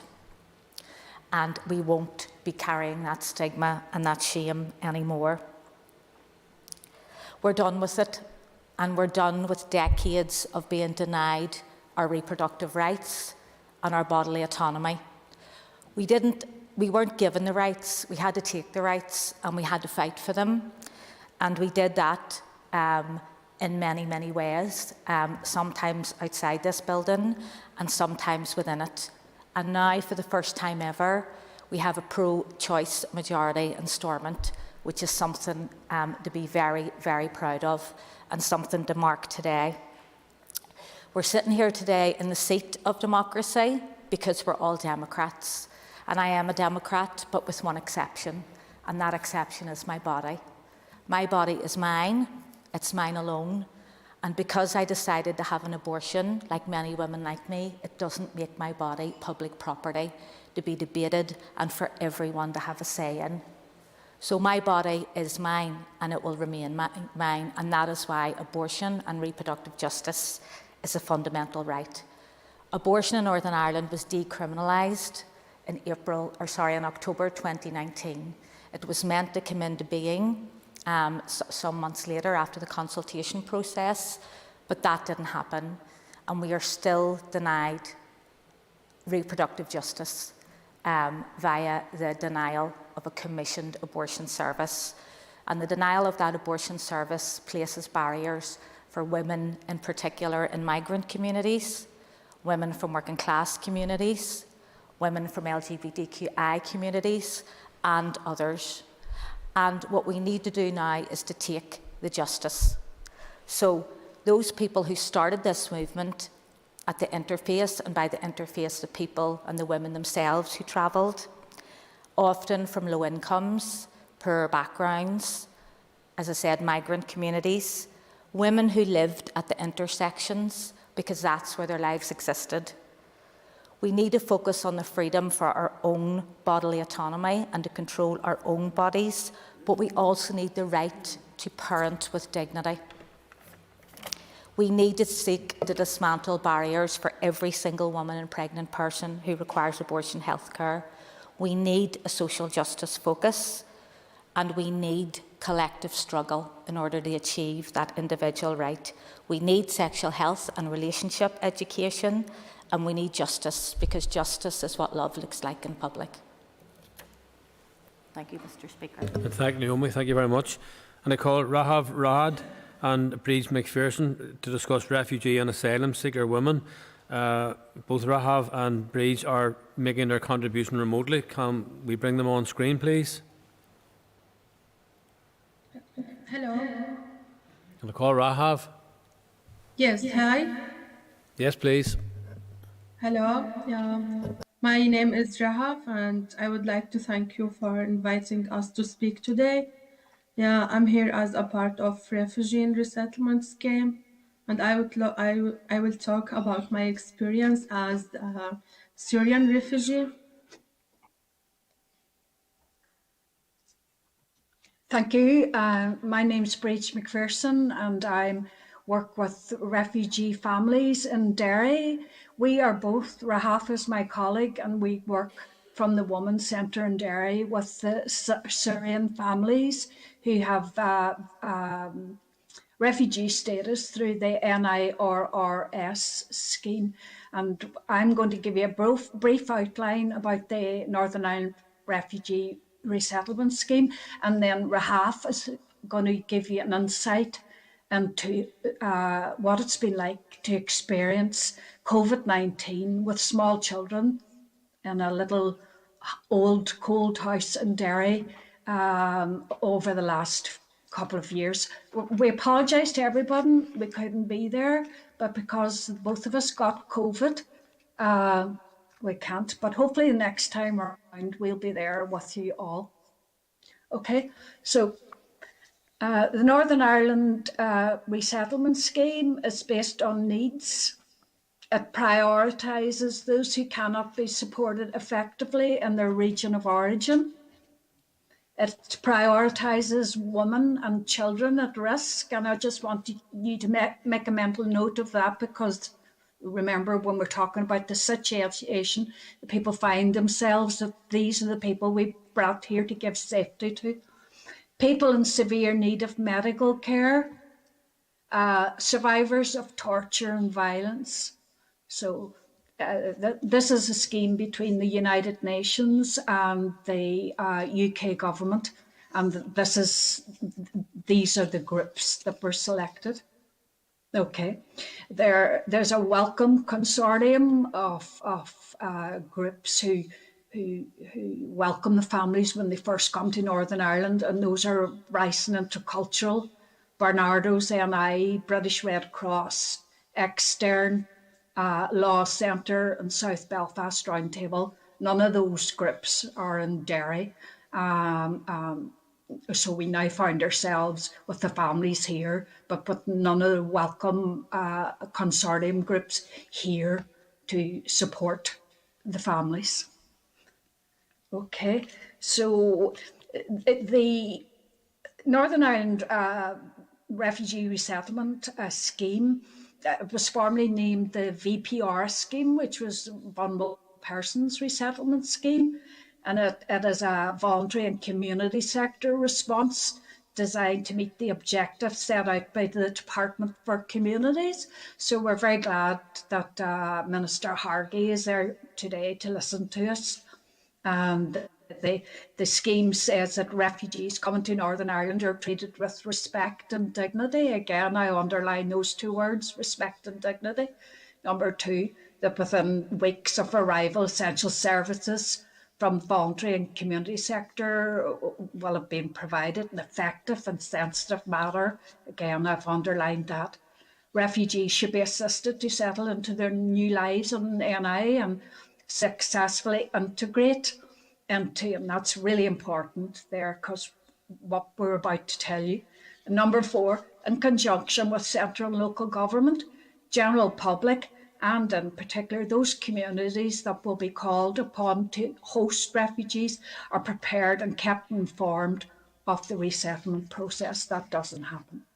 Okay, so I'll just hand you over to Rahaf now. Yeah, I would like to say, like, some families who live in Derry and housing status is classed as homeless house and emergency housing, like temporary, owned by private landlords and under umbrella of housing executive. Most families remain in this temporary emergency housing, even though they have been here since 2016 and 2017. This house is old stock, poor repair, and old heating system and damp. So many families have left the Derry City Council area because of the housing problem, lack of access to services and support, lack of jobs. And Derry, it's a beautiful city to live, but no support to establish yourself. And within this backdrop, COVID-19 happened, and the children at primary and secondary schools who had entered the education system with little or no English language skills, and were beginning to make tentative friendships, were suddenly sent home to be educated remotely in the houses spoken about above.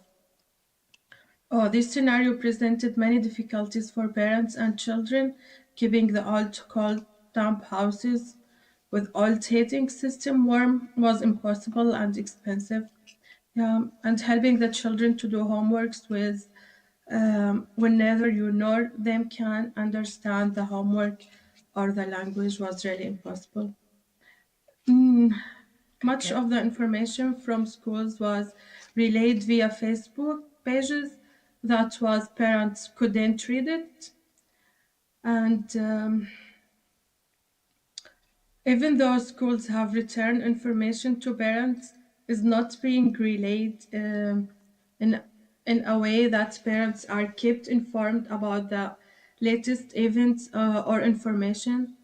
This results in distress for the child and the family and is totally unacceptable. In terms of inclusion and integration, this episode are causing the exact opposite. Your turn, Children are distressed are not, like, for example, children are distressed at not knowing about World Book Day and coming to school in uniform when all the children are dressed as their favorite character. This is breakdown in communication, and it happens on a regular basis. Also, it's like the cost of moving to university is beyond the means of families, and there is no support to work through, like UCAS or student finance, student accommodation. So also I know some families who it's like independent on their children as interpreters rather than independent on the broken system. This is just a small snapshot of lockdown and Northern Ireland refugee resettlement scheme. Okay. Just finally, the Women's Centre in Derry continued throughout this time to visit families and keep families up to date with COVID-19 regulations. Okay, Mr. Speaker, so I'll just fatten out the facts for you all, and hopefully that's helpful. But I just want you to keep in mind what Rahaf said there, that the information is not being relayed in an effective manner to the refugee families, and the children are coming from school distressed and crying. Yesterday for World Book Day, when many of you would have sent your children to school, dressed as Elsa or Horrid Henry or all those things. The refugee families at certain schools did not even get the message that the children had to be dressed as a particular thing, and I can tell you that that caused much distress and much disheartenment. And rather than that being integration or inclusion, that caused the children to feel very unincluded and very disadvantaged. So that's just, as Rahaf said, a very small snapshot of that piece, the education system. But there's the other part about access to health services, access to health with no interpreters. System of telephone interpretation is not foolproof. It doesn't work. In some cases, it is not available at all. Doctors phone for interpreters and request Arabic speakers, but the system fails, and people who answered the phone can either access an interpreter or get the system to work. I've been in out of hours and accident and emergency with refugee families during the week, and this has been the case. All the while a sick child had to sit and wait while this phone line did not work.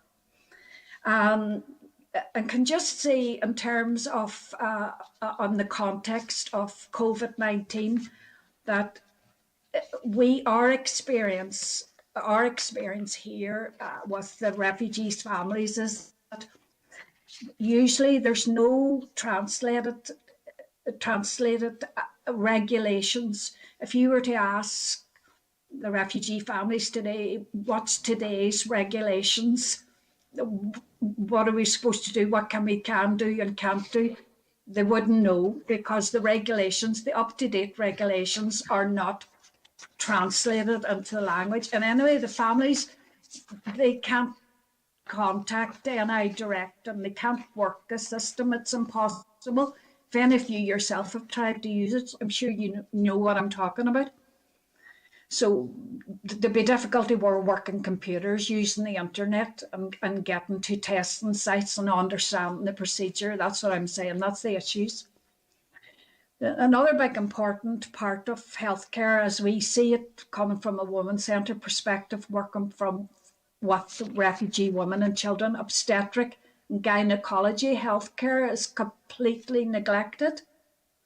A male interpreter is completely inappropriate in this situation. And incredibly, the go-to pregnancy book on the Public Health Authority website is in English only. I just think that's outstandingly poor. And as a woman who has worked as a midwife myself for many years, to say in Northern Ireland in this day and age that a woman who is brought here for safety and for her human rights couldn't access the pregnancy book in her own language is really an absolute damning indictment of where we are today in Northern Ireland in terms of strategies and policies. So with the rising cost of living, the families are in contact with, like many families, as previous speakers have said, we're unable to afford the heat and the gas here, the electricity, the food bills, buying the school uniforms, the school bags, the shoes. It's impossible. So women-centred dairy facilitate English ESOL classes for the women, and we do this by providing free childcare, and free childcare is key. The women can't leave house because they're away from their families. They don't have any extended family. So that's where the women centres are key and critical to all this work of supporting families. And if we're going to be thinking about bringing Afghan families, Ukrainian families, please, the decision makers, really, if you have any sense, you'll involve all the women's centres in the decision making purpose, because you have to have free, flexible, accessible childcare. So free childcare means that women have safe, secure, culturally aware place to feel welcomed with on-site crash provision and begin to think about English language skills. Women-centred dairy facilitate also a multicultural group with free childcare, to which some of the refugee women and children attend. All of this has been critical, a part of resettlement, but is totally underfunded. During COVID, the Multicultural Women's Group continued to meet, except for the short-run rules said that we couldn't. The group is a critical part of breaking isolation, breaking the impact of isolation on mental health, emotional and physical health. The group brings together women from many different countries and cultures, and it is facilitated by a trauma-informed practitioner who is sensitive to cultural and faith needs of participants who have, as we said at the beginning, had to leave their own country from war. We're talking of families here whose houses have been blown up around them. They've been starved out, you know, their electricity has been cut, there's nothing, their crops have been burnt. That's the reality. Okay, Mrs. No, you.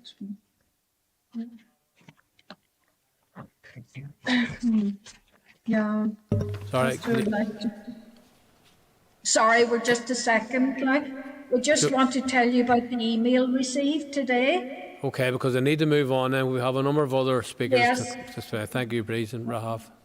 No bother, just a moment.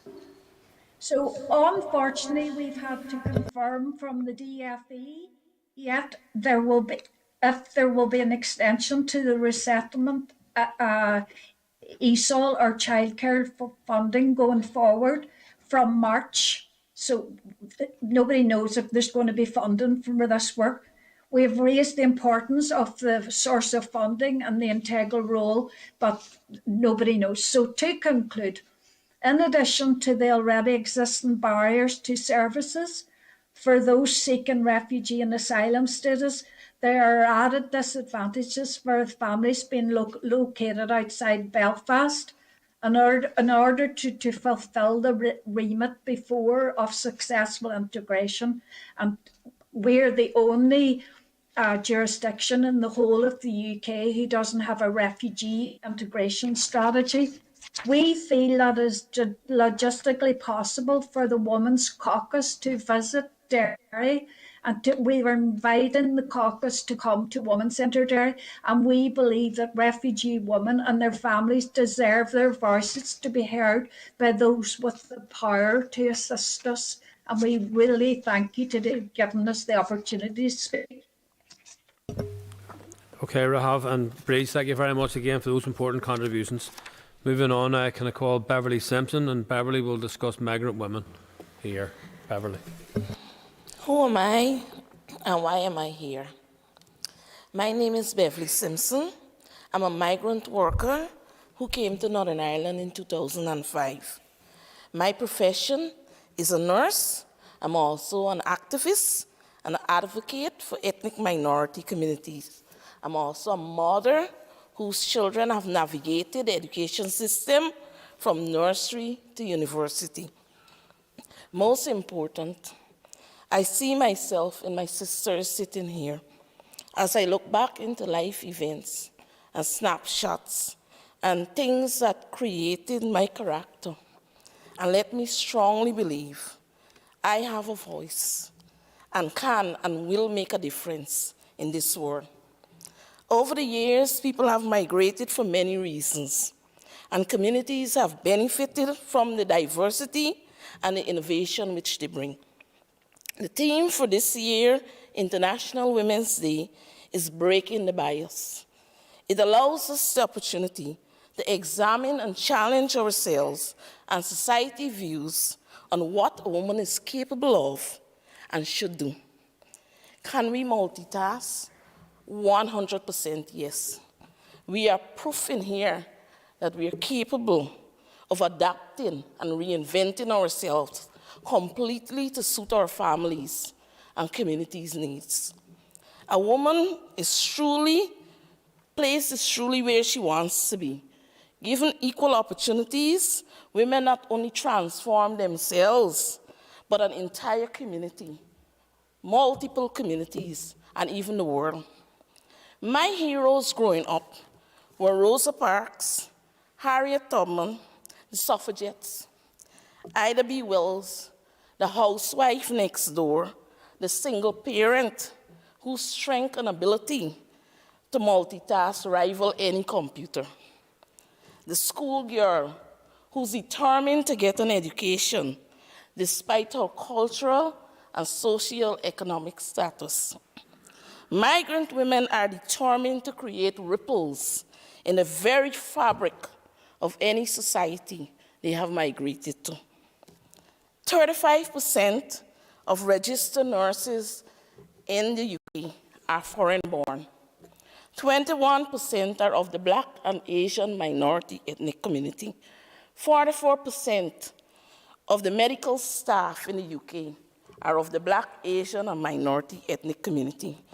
In our migrant members, we have examples of a cocktail mixture of migration and domestic abuse situation. The Office of National Statistics in 2019 shows the rate of domestic abuse among Black and Asian minority ethnic communities were higher than their white counterparts, highest among mixed ethnicity, 12.9%. Another pressure on the migrant worker is childcare, especially for single parents and for parents that workplaces don't have flexible working hours. Most time, women in abusive relationship of the migrant community are trapped. They are trapped not only physically and emotionally, but legally, especially when their immigration status depends on their husband or the choice of being deported. My life experience may vary, yet regardless of race, culture, socio-economic status, religion, sexual orientation, education, women have one need in common. We yearn to be heard.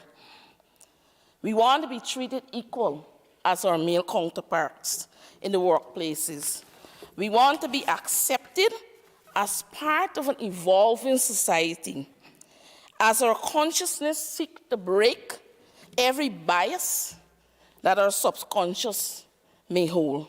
We know our strengths. Let us have the freedom to celebrate our uniqueness as migrants wherever we choose to live.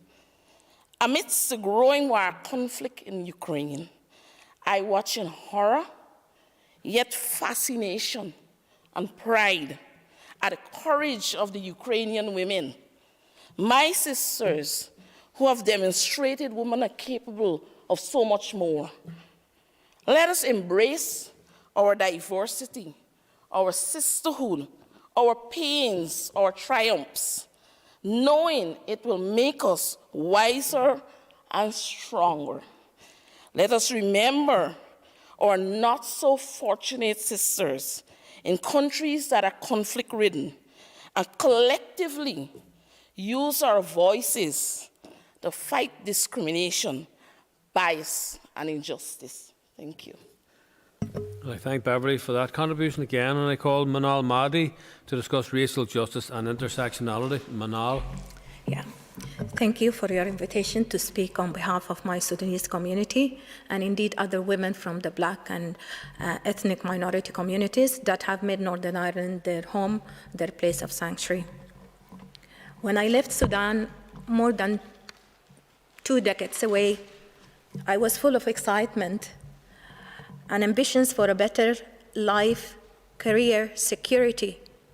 In my mind, I was coming to the land of law, equality, justice, and better opportunities. It has been a hard journey for my family and for a lot of people like me here. I quickly came to realize it has been a long and challenging road towards your well-stated rights that usually just stated on papers. The census that is coming soon in the summertime will show that we're no longer a minority here. Displaced people from Africa, Syria, Afghanistan, and now Ukraine are here. And as long as there is conflict and war somewhere, the number will never be on a decline. It will go to increase.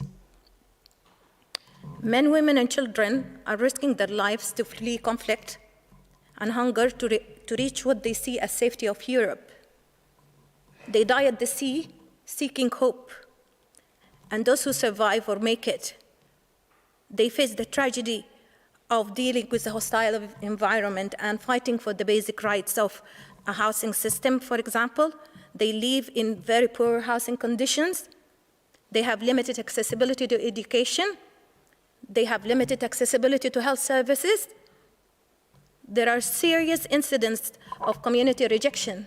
You can see the writing on the walls, asking them to leave, breaking their windows, breaking their cars, if they have any, the threat to them, to their children, racism at school. Often, those vulnerable people, they are left out of the circle of the public services. And the simple reason for that, you can look around and have a look and see the underrepresentation of them at the stormont level, at the local government offices. So people are not aware of the needs, of their needs, of the complexity of their needs, actually. Speaking on behalf of my Sudanese community and many other displaced families, we see the system failing to address the needs of asylum seekers and refugees. Our communities need to be part of your political circle. We're looking for social justice, and we're looking for an integrated society. So how can this be achieved while the minority community is isolated? They need to be part of our circle, of the circle of the stormont or the political offices. As regarding the health system, which I am part of, the NHS system is failing to address and progress the needs of doctors, especially the overseas doctors. They come and they face the tragedy of the offers for the training system, promotion in the system is linked. First, if you're applying, they look at the name. If you're not local, the priority is less. And we know that. When we apply for jobs, we know that. Your chances are low. You will see how many are applying for that job, how many are locals, how many are applying that are non-local. So if the majority are local, your chances are not there. We need to see our teachers, police, doctors, academics, business people have a role, a seat, and most importantly, a voice. Do not turn them away because of their color, race, or religion. Do not judge me because of my color, if I'm a Muslim, African, black, or a woman. Just look at me, see me, and accept me for who I am. At the end of the day, we're all looking for the same thing. We're looking for social justice, which has no color, race, or religion, but has equality and humanity at its core. Thank you very much. Thank you, Manal. And I call Noelle Collins. Noelle will discuss violence against women and girls and misogyny. Noelle. Thank you, Mr. Speaker. My name is Noelle Collins and I work for Women's Aid Northern Ireland. And we support women and children who are victims of domestic violence and have suffered abuse within their own home. I want to talk about three things very quickly because I could talk for a long time on each of these subjects. The first would be the introduction of a violence against women and girls strategy. The second is the impact of COVID on victims of domestic violence. And thirdly, I would like to remember those women who died through lockdown. We welcome in Women's Aid, we welcome a violence against women and girls strategy, and I have met the authors and I believe that they have a wide range, a wide scope of focus groups, and they are listening to the needs of the women's sector, certainly. But I suppose the question that we need to ask is, why do we need a women and girls strategy? And half the population will be asking themselves that. Because unless you have been born female, unless you have been born a woman, you will not understand that. You will not understand from the age of nothing that you start to risk assess everything you do in life. You risk assess when you go into town on your own at night. You risk assess when you're in a lift and a male gets in. You risk assess when you're in a tube or a train and there's only you and another man who's probably not thinking about you at all. But we have been conditioned to risk assess our safety. When you're a mother of girls and a mother of boys, you worry about them in different ways. You worry about your sons maybe drinking too much, getting into a fight, crashing their car. But for their daughters, what you do is you risk assess constantly what's going to happen to them. Are they going to be attacked or are they going to be raped?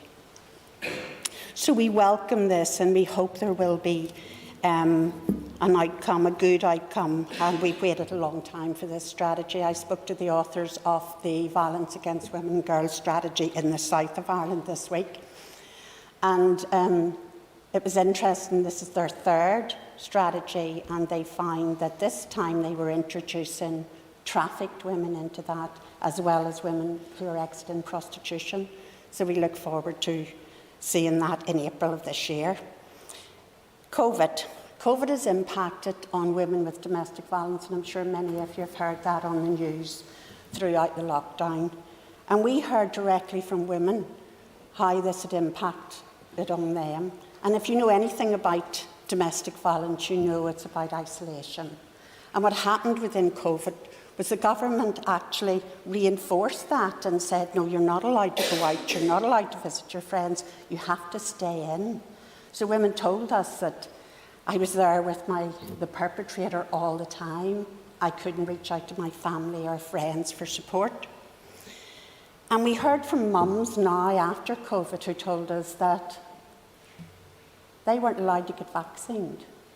Their husbands or their partners got vaccinated, but the vaccine was actually used as a weapon against them. We heard about women who told us about their children who now need a lot of help. And we have to remember that, because going forward, that's where our resources need to go into. To the women and children post-COVID who had suffered the impact and the mental health issues. We heard from women who are saying to us now, can you help our children? Because our children were actually the guardians of us through COVID. I'll move on to the women who died, and if I say some names, you will probably absolutely recognise them. So I will say Sarah Everard, who died in London tragically by a police officer. And there were vigils throughout London, there were vigils throughout the country for Sarah, and rightly so. And I remember even royalty visited one of her vigils. She was mentioned in the Houses of Parliament, she was mentioned all over in churches. And then here in Ireland, we had the tragic murder of Aisling Murphy. Again, we heard this, and again, rightly so, we heard. The Taoiseach, the President of Ireland, went to her funeral. And yet we had 12 women murdered in lockdown here in Northern Ireland. And I bet very few of you could mention any of their names. So it's almost like there was a worthy victim here. I have 1 minute left. Well, I haven't really, I've gone over. But I would like to remember those 12 women and tell you their names. Natasha Melendez, aged 32. Elizabeth Dobbin, aged 82. Emma Jane McParland, aged 39. Patricia Wybeck, aged 20. Katie Simpson, aged 21. Susan Baird, aged 60. Karen McLean, aged 50. Stacey Cannell, aged 30. Katie Brankin, aged 37. Ludmila Poletskova, aged 61. Katrina Rainey, in her 50s. Kiva Morgan, aged 30. Thank you. Okay, Noel, thank you very much for that. Thank you. And I call Helen and Helen McTokel to discuss LGBTQ plus women and IVF. Thank you, Mr. Speaker. Today we're here to share our story about how women and LGBTQ plus community are disproportionately affected by unequal access to fertility treatment. You might ask why fertility treatment is important, but as we've heard here today, women have many barriers to be able to progress in life and choosing to have children later or on their own. And of course, same-sex couples need intervention anyway, and at an age of 35, women's fertility gets much harder, so a lot more women currently need intervention. Our fertility journey was in October 2018 with our son, who was 2 years old, who is now 2 years old, and I birthed. However, it started before that, as we had to heavily research the laws and our options for a donor due to not being immediately eligible for NHS treatment. We had found out that same-sex couples have to fund some private treatment themselves to prove that they've been trying to have a baby. We could have lied and said we'd been trying via a known donor, but we weren't prepared to lie, and we certainly didn't want to have the risk of actually doing this ourselves, as there was legal implications and my wife would have had to adopt our first baby. We decided to have our treatment in London due to the expanded options available there that weren't available in Northern Ireland. With treatment ranging from £2,000 to around £6,000, we chose a middle option of IVF via egg sharing. This is where you donate half of your eggs to someone else whose eggs aren't biologically viable to have their own child, and the other half is kept by yourself. Most clinics will then give the donor a reduced cost. We thought long and hard about this option and felt we wanted to give back to someone, as someone had kindly donated sperm so we could have our son. We were comfortable with this, but many people aren't comfortable with egg donation. However, they may feel that financially this is their only option, and this can cause them many mental health issues later on in life. And you also have to consider one of the realities that the person you've donated to may have a child from one of your eggs, yet your treatment might not be successful.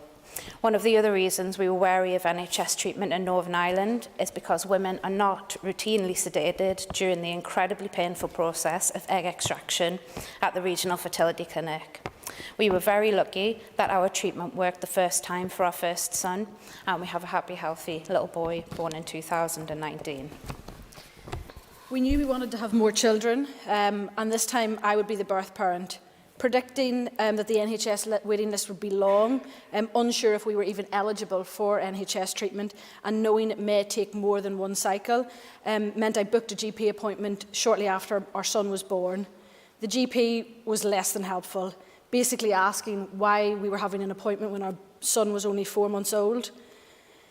He had absolutely no idea about the eligibility criteria, absolutely no idea about the waiting times for fertility treatment, and frankly the whole encounter was just pretty awkward.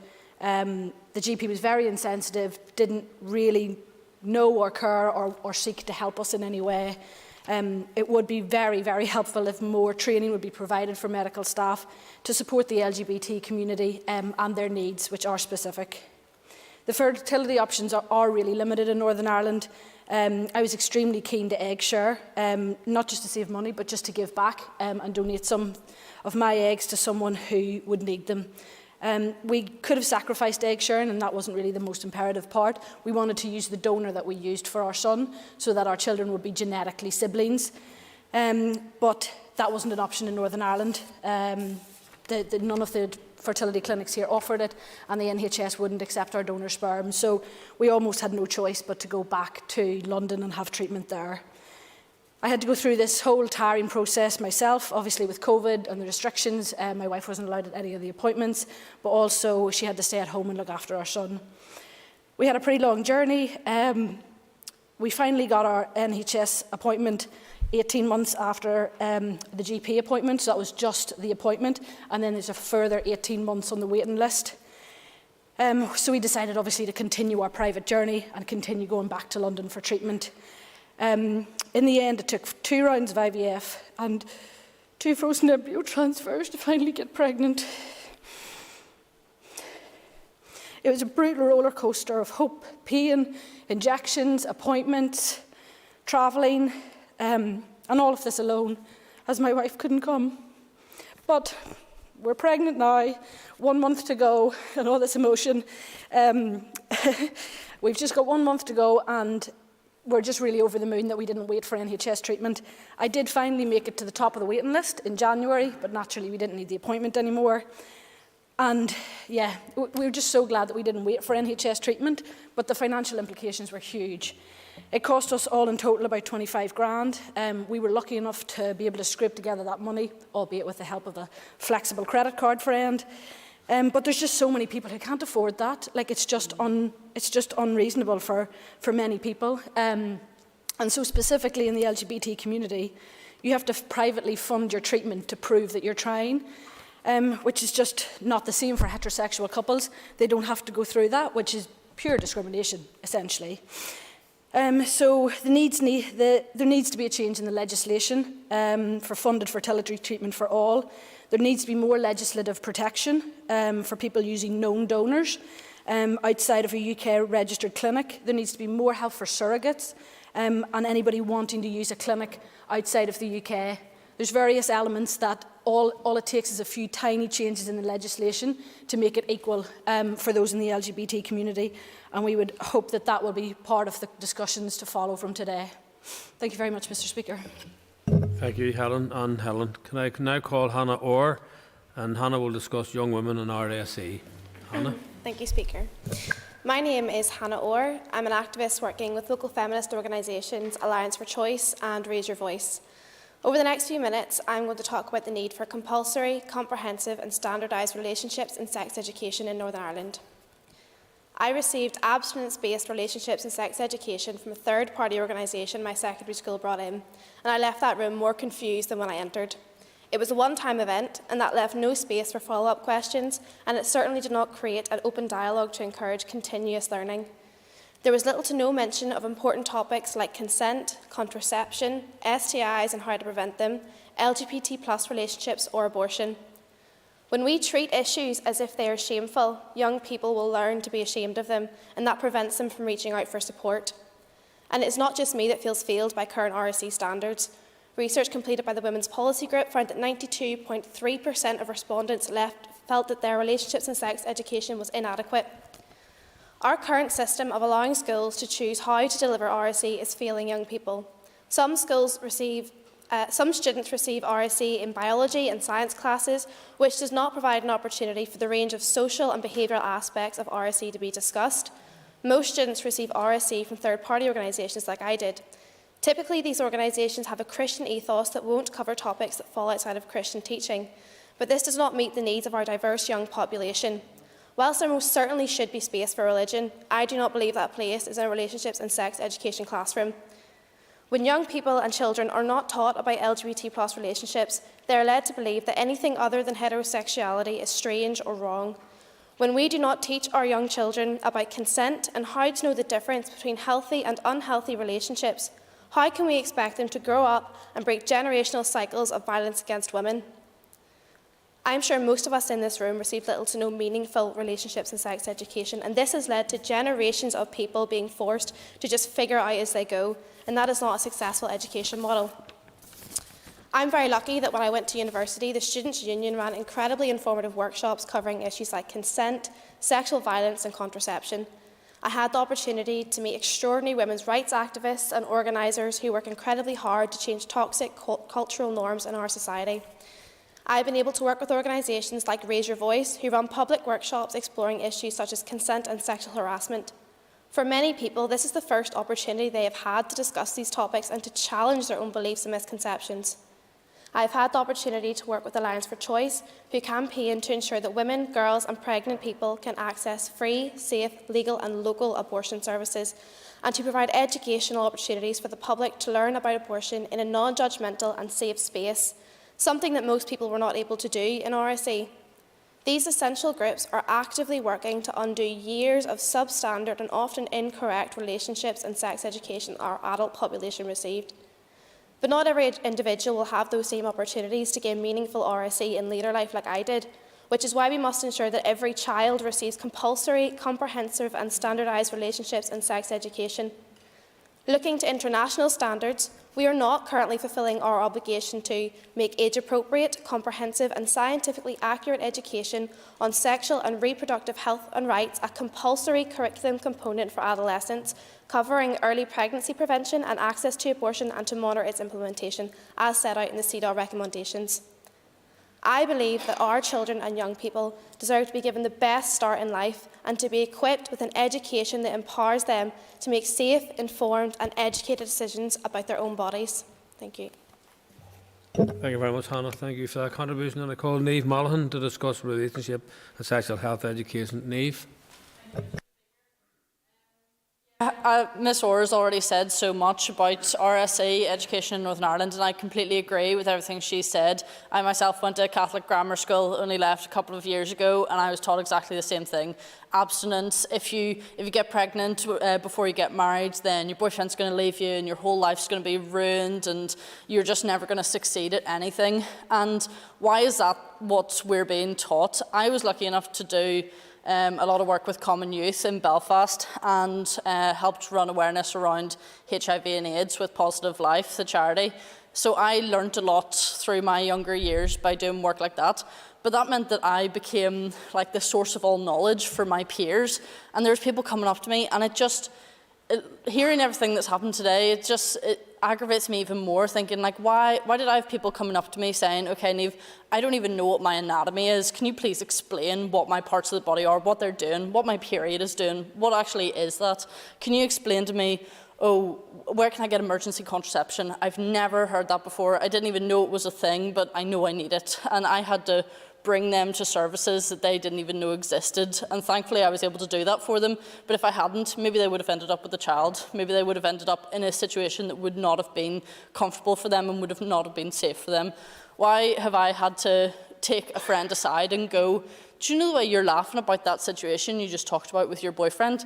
That was unconsensual. That was something, you're saying he forced something upon you. Just because he's your boyfriend, he can't get away with that. So you can't just assume that you're allowed to be used as anyone else wishes. I've had other people tell me that they have been harassed online by older men. These are like 13-year-old girls who have been harassed sexually online by men in their 40s, and their friends are telling them, oh, but it's your fault because, you know, you're being open to this, you haven't immediately shut them down, done this, that and the other. It's like, these are 13-year-old girls versus 40-year-old men. So yeah, maybe school is teaching us about family conflict, and maybe it's teaching us about all these different things, but if they're not teaching us about grooming, about online safety, about the different places you can go to get information or contraception or anything like that, then they're failing us. And honestly, I think it's a violation of child protection as well, because we're not protecting our children against all of these things that are going to affect them well into the future.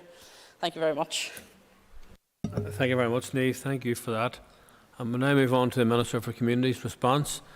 And can I call the Minister for Communities, Deirdre Hargey, to respond to the debate? And the Minister has up to 15 minutes. Thanks very much, Councillor, just for the opportunity to come along and speak today, just on behalf of other ministers within the Executive as well. And again, thanks to all of you that have spoken today and all of you that came along to this session and just attended and to listen to the voices that have been raised. And just to say that I fully appreciate, I suppose, the importance that the role that you play within our families, our communities, our workspaces, and indeed across society as a whole.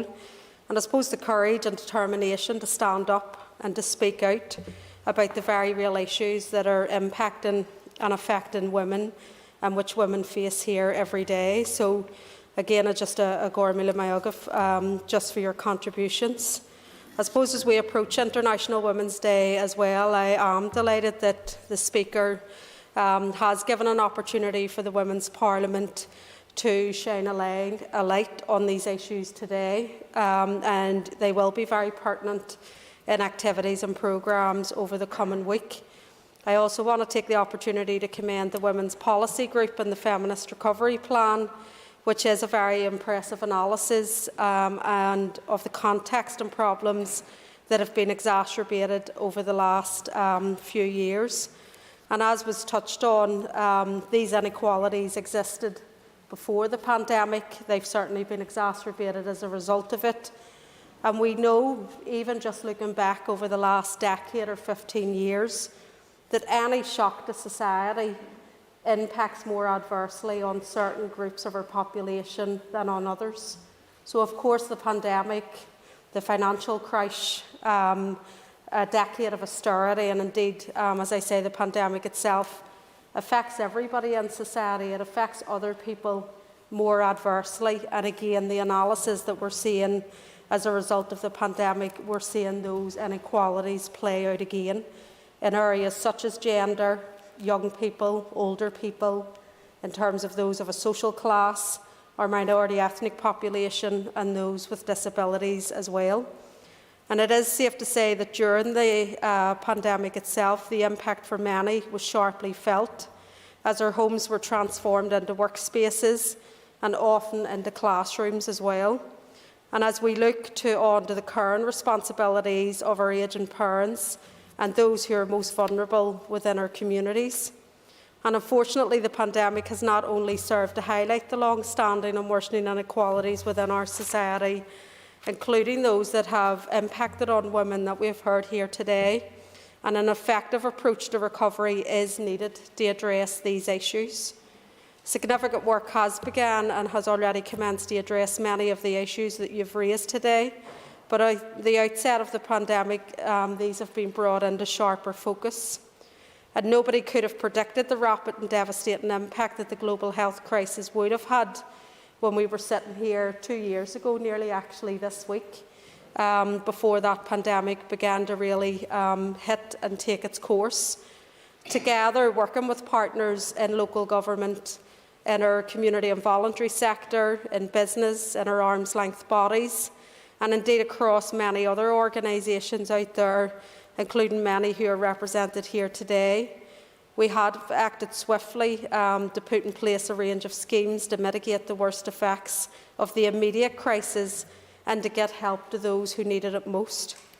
The diverse executive interventions throughout the pandemic have ranged from providing initial emergency food boxes, support for homelessness community, COVID in terms of heating payments, PPE, self-isolation grants for supporting our health services, schools, charities, councils, businesses, sport, culture and arts organisations, and also those living throughout our communities. The Executive's Building Forward Consolidated COVID Recovery Plan provides a framework which focuses on the delivery of recovery interventions and providing the foundations for economic, health and societal renewal so that we can emerge stronger from the pandemic.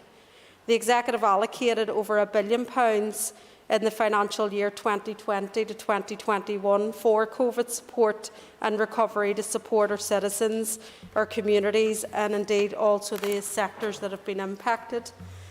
And the range of issues that have been raised here today and the variety of organisations that you represent clearly shows that women are not just part of a homogenous group and that the inequalities faced by women because of their sex intersect with other inequalities that they face because of, for example, their age, their race, their sexual orientation, their gender identity, their physical ability, their status as parents and carers, and many other roles and identities that we occupy throughout society.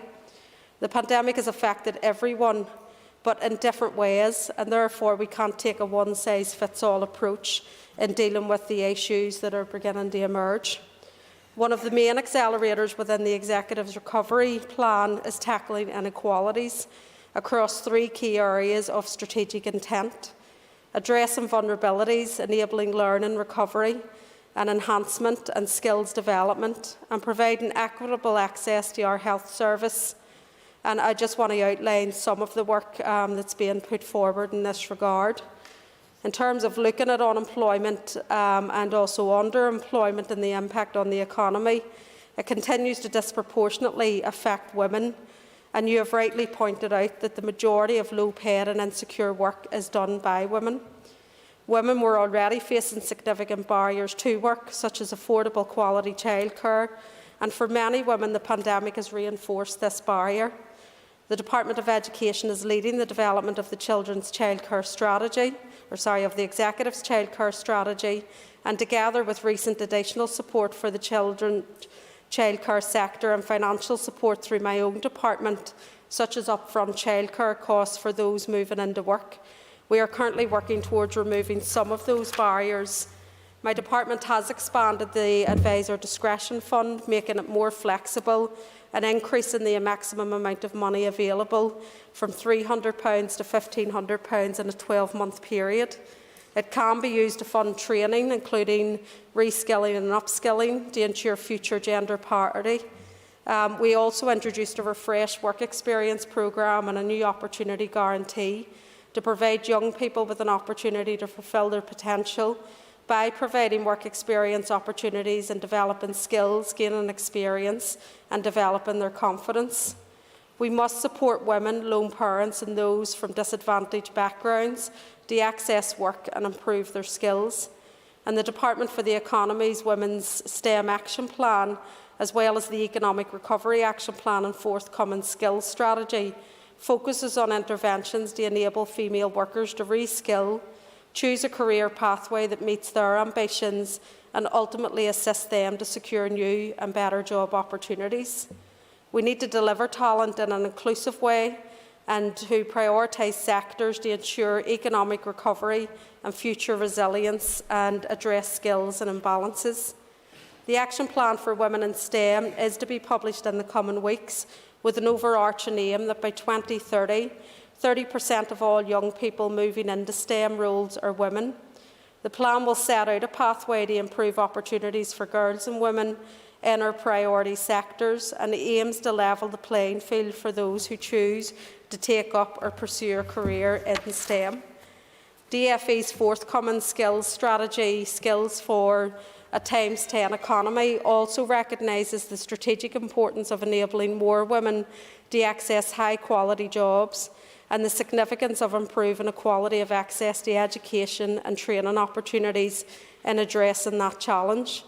My department has also provided an additional £10 million in a COVID recovery programme around employment and skills, which will provide grant funding to support individuals and not-for-profit organisations with costs for new and enhanced roles within the arts, heritage, creative industry, sports, voluntary and community sectors, focusing on the creation of new, good quality entry-level jobs or upskilling of existing staff, which should bolster organisations to better survive and thrive post-pandemic and to continue to deliver those services for the public good. I recently launched the Labour Market Partnerships Initiative, which will see targeted employment action plans created in every of the 11 council areas, using local knowledge to support people towards and into work, including young people and those with disabilities. The pandemic has amplified many aspects of social exclusion, which need to fund the projects providing support for vulnerable people are more critical now than ever. So I have confirmed that match funding for European Social Fund ESF projects, which aim to help and support people most removed from the labour market to overcome major barriers to social inclusion and entering employment. This will support approximately 3,900 participants annually, including people with disabilities, back into work. At the same time, I am fully committed to tackling the gender pay gap and the full implementation of Section 19 of the Employment Act NI 2016. Statutory responsibility for this is transferred to my department, though regrettably we can't progress the work in the absence of a functioning executive. I cannot overstate the importance of the role that has been played within our voluntary and community sectors, both in responding to the pandemic and also contributing to our recovery plans. And in recognition of that, I provided a funding package to enable those organisations directly funded by my department to improve the terms and conditions for their employees. This will help them to continue to adopt their services and to meet the needs of the community that they serve. And that is seen for the first time in almost a decade an uplift in people's wages. It sees better terms and conditions around sickness leave. We also want to streamline the funding processes so that every year you don't have to fill in a huge application form. If there's no changes, you basically sign the form and return it. So we want to continue to work with the sector in the time ahead in building on more of these changes and, of course, doing that across government. And why is this important in terms of gender? Well, that one action in terms of improving the terms and conditions within the community and voluntary sector in my department, that's seen 84% of the wage uplifts were wage uplifts in our women's centres. So it has a direct impact in terms of gender. And you may also be familiar with the work being taken forward by my department in collaboration with DAERA through the Regional Infrastructure Support Programme. The COVID-19 pandemic has created greater needs to intervene and support women living in and working in disadvantaged urban and rural areas. And this programme provides funding for specialist support for women in disadvantaged rural areas by helping them to engage with decision makers and political parties, and is delivered by our valued partners in the Women's Regional Consortium. The programme's vision is to enable women to tackle disadvantage and fulfil their potential in overcoming the barriers that give rise to marginalisation and experience of poverty and exclusion. It also prevents the means for evidence to be gathered on issues like the Childcare campaign and the impact of austerity and welfare reform on women. I'm committed to support, and my officials continue to work with women as part of the Women's Regional Consortium to identify the ongoing and changing needs of women as we emerge from the pandemic. And in addition to this, funding provided by DAERA through the Tackling Rural Poverty and Social Isolation programme is supporting rural businesses and organisations with a range of initiatives that support vulnerable people, including women. My own department is also continuing to lead a significant programme of work in the co-design of the Executive's 4 inclusion strategies, which are around gender equality, anti-poverty, or LGBTQI+ and disability strategies. These strategies are being designed using an intersectional approach in recognising that there are many diverse experiences of discrimination and seeking to address the barriers that can be seen to present to individuals. We are undertaking extensive engagement with stakeholders to identify the issues, barriers and disadvantages that undermine equality of opportunity and, importantly, equality of outcome across all of these groups, including women. And this co-design process has identified many of the issues raised here today and, of course, much more. It must also be noted that the strategies are executive strategies. They will contain actions led by a range of departments across government, and it will be up to each of the relevant lead departments to outline any actions which have been taken forward as part of the strategies. I also recently agreed to take part in a private member's bill on the free provision of period products, and I believe it's important that the lack of access of period products shouldn't prevent women or girls from participating fully within our society. During the pandemic, there was a marked increase in domestic gender-based violence, and the Executive has recently taken decisive action to tackle violence against women and girls, and new powers to deal with domestic abuse and stalking, and legislation being progressed to protect victims of sexual offences and trafficking. A waiver also recently announced for the legal aid financial eligibility test for victims of domestic abuse. This ensures that all victims and survivors have access to support they need in reducing the financial impact on families.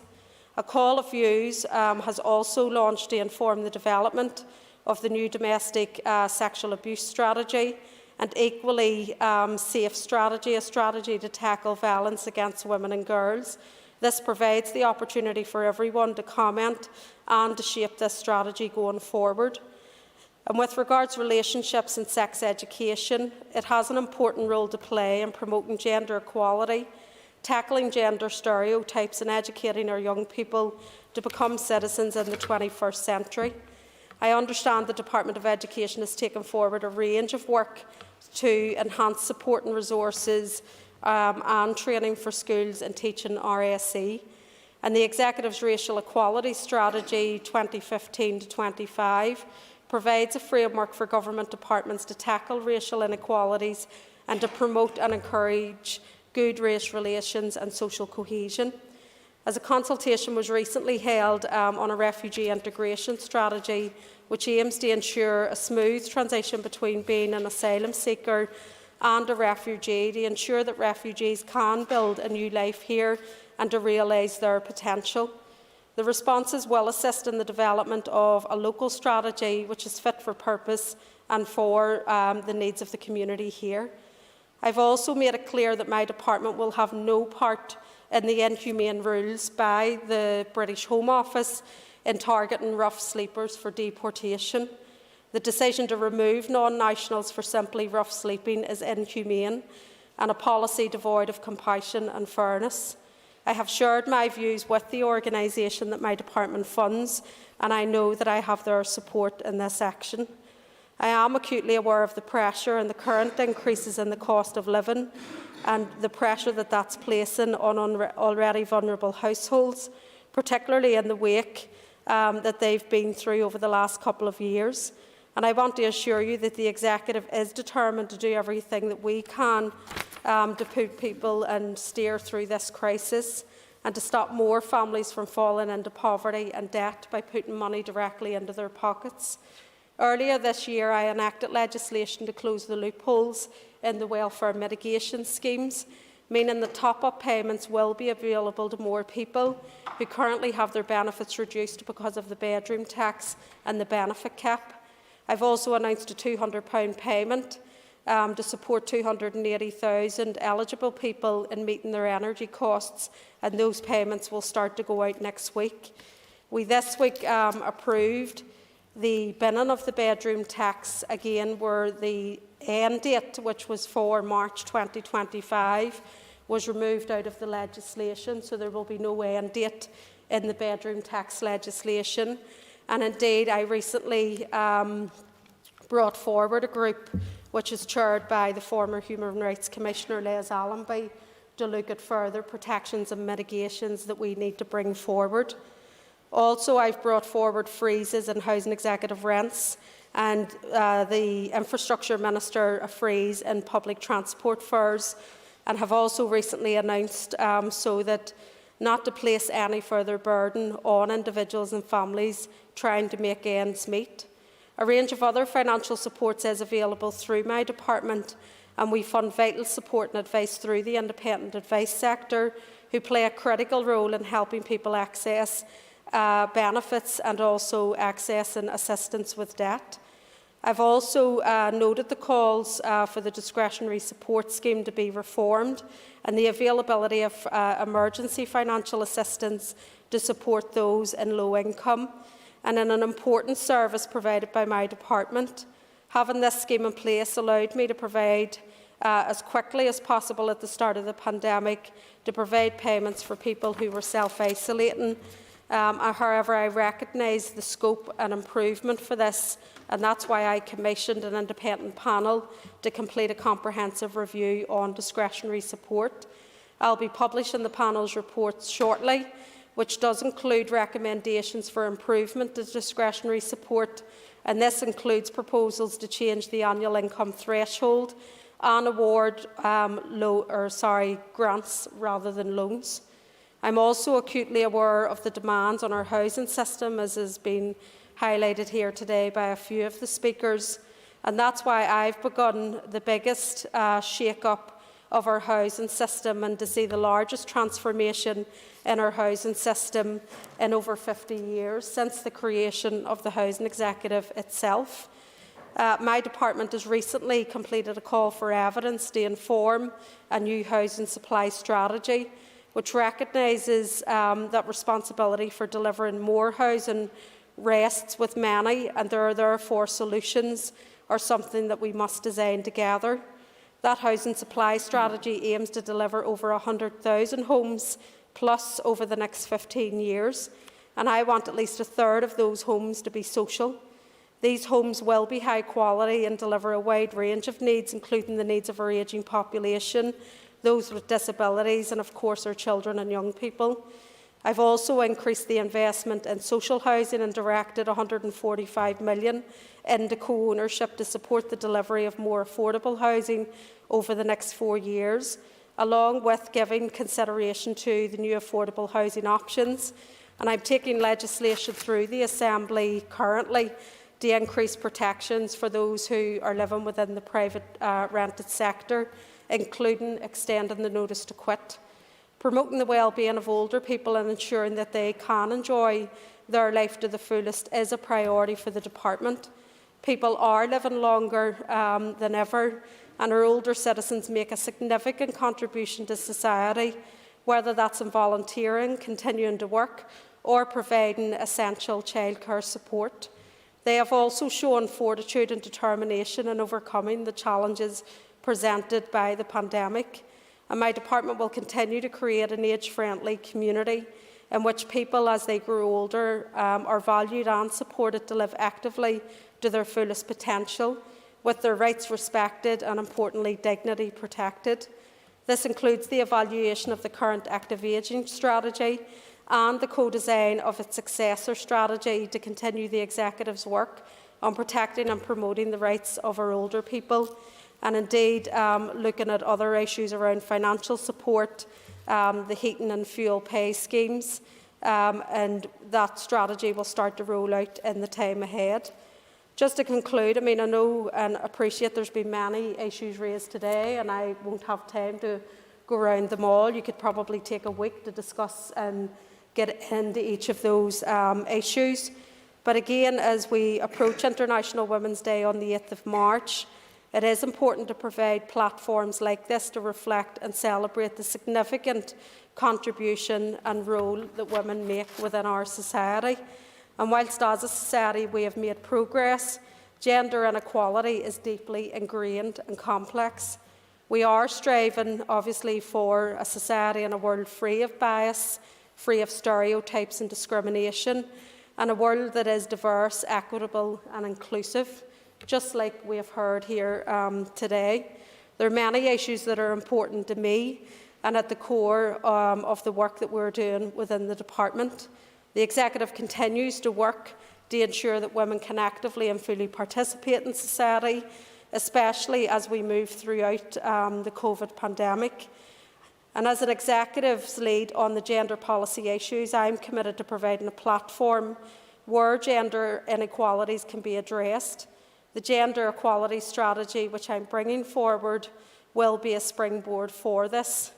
And when women mobilise, they can achieve great things. And I think that was some of the stuff that has been alluded to today in all of the issues that have been raised. There are active campaigns, campaigning for real change on every one of those issues, and campaigns that are being led by many women from right across our communities. And I suppose to conclude, the pandemic, as I said, hasn't resulted in this new inequality. The inequality has existed. It's been exacerbated as a result of the pandemic, and it will continue to be exacerbated as our society faces other shocks in the next few decades. And I think there is a responsibility that we need to change the economic and social order in terms of how our society is made up, because it's quite clear when you look over the last 15 years, financial crash, decade of austerity, and now a public health emergency, the current order is not working because inequality is deepening for certain sections of our population rather than improving. So we need to completely change and be radical about the way that we do things going forward as well. And that's where rights around gender, class, workers, economic, disability, language, race, and much more need to be an integral part of all of our policies and commitments going forward. We need to see the previous commitments that we have seen as far back as the Good Friday Agreement in 1998 be fully implemented. That includes issues such as a Bill of Rights. We also need to ensure that rights, equality and justice are a core plank of everything that we do. And we also need to look at our economy completely differently. It needs a radical shake-up and ensuring that it is an economy that has plural ownership, an economy that does have financial power working for local people and local places. We need an economy that has fair employment practices and just labour markets, and of course one that is progressive in terms of procurement around goods and services, and also one that's socially productive, critically and particularly around the use of land and the use of property as well. And to that end, we are driving forward, looking at the whole area of community wealth building, of participatory budgeting, of citizen engagement in terms of their rights, but having that key involvement in co-design, co-production, and importantly, co-implementation as well. And that's the direction of travel that I think people broadly want to see in terms of the change that they want to see within our communities and within our societies. We can make those changes in an institution like this in terms of the laws, in terms of policy direction, in terms of resources, but we also make that out on the street, at the grassroots, through our activism, through our campaigning, through all of the organisations and the women who have spoken or who are represented here today.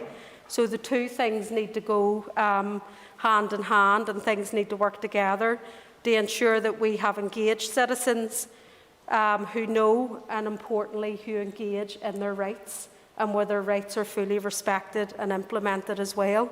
So again, I know I haven't been able to cover everything, and I apologise for that, but I want to continue to work with yourselves as we emerge from the pandemic, as we want to create that change within our society, and particularly in the aftermath of an election, to get government up and running again, to get a functioning executive to coalesce around all of these issues. So again, I just want to take the opportunity to thank everybody just for taking the time, for being here, to keep the dialogue, the engagement, the activism, the campaigning going, and again, just for the Speaker to give us all the opportunity to have this event here today. Thank you, Minister. And I now call Elaine Crowley to wind and conclude on the debate, and Elaine has 10 minutes. Carla, thank you for inviting us today to this first ever Women's Parliament. We hope it won't be the last. Thank you also to the Minister for her detailed and thorough response just now. My name is Elaine Quarry. I work at the Women's Resource and Development Agency, mainly on the Raise Your Voice project, tackling sexual harassment, sexual violence, and talking about violence against women and girls as a whole. And for that reason, before we close, I want to return again to the issue of violence against women and girls, or as we prefer to phrase it, men's violence against women and girls, putting the active agent into the sentence. This week, in fact yesterday, marked the anniversary of the death of Sarah Everard, and soon it will be the anniversary of the death of two women from Newton Abbey, Karen McLean and Stacey Nell, whose deaths in the middle of a national, actually an international conversation about women's safety, combined to give this Assembly the push it needed to hold a debate in this chamber on the topic of violence against women and girls. And that debate resulted in an agreement that a violence against women and girls strategy for Northern Ireland was needed. And amendments linked to it also included issues around RSE in schools and the issue of misogyny as a whole, including the question of whether misogyny should be a category of hate crime. Now, for a long, long time, ourselves and our colleagues across this sector, including many people in this room, had been pleading for something similar. So that day felt a little bit like a bittersweet celebration.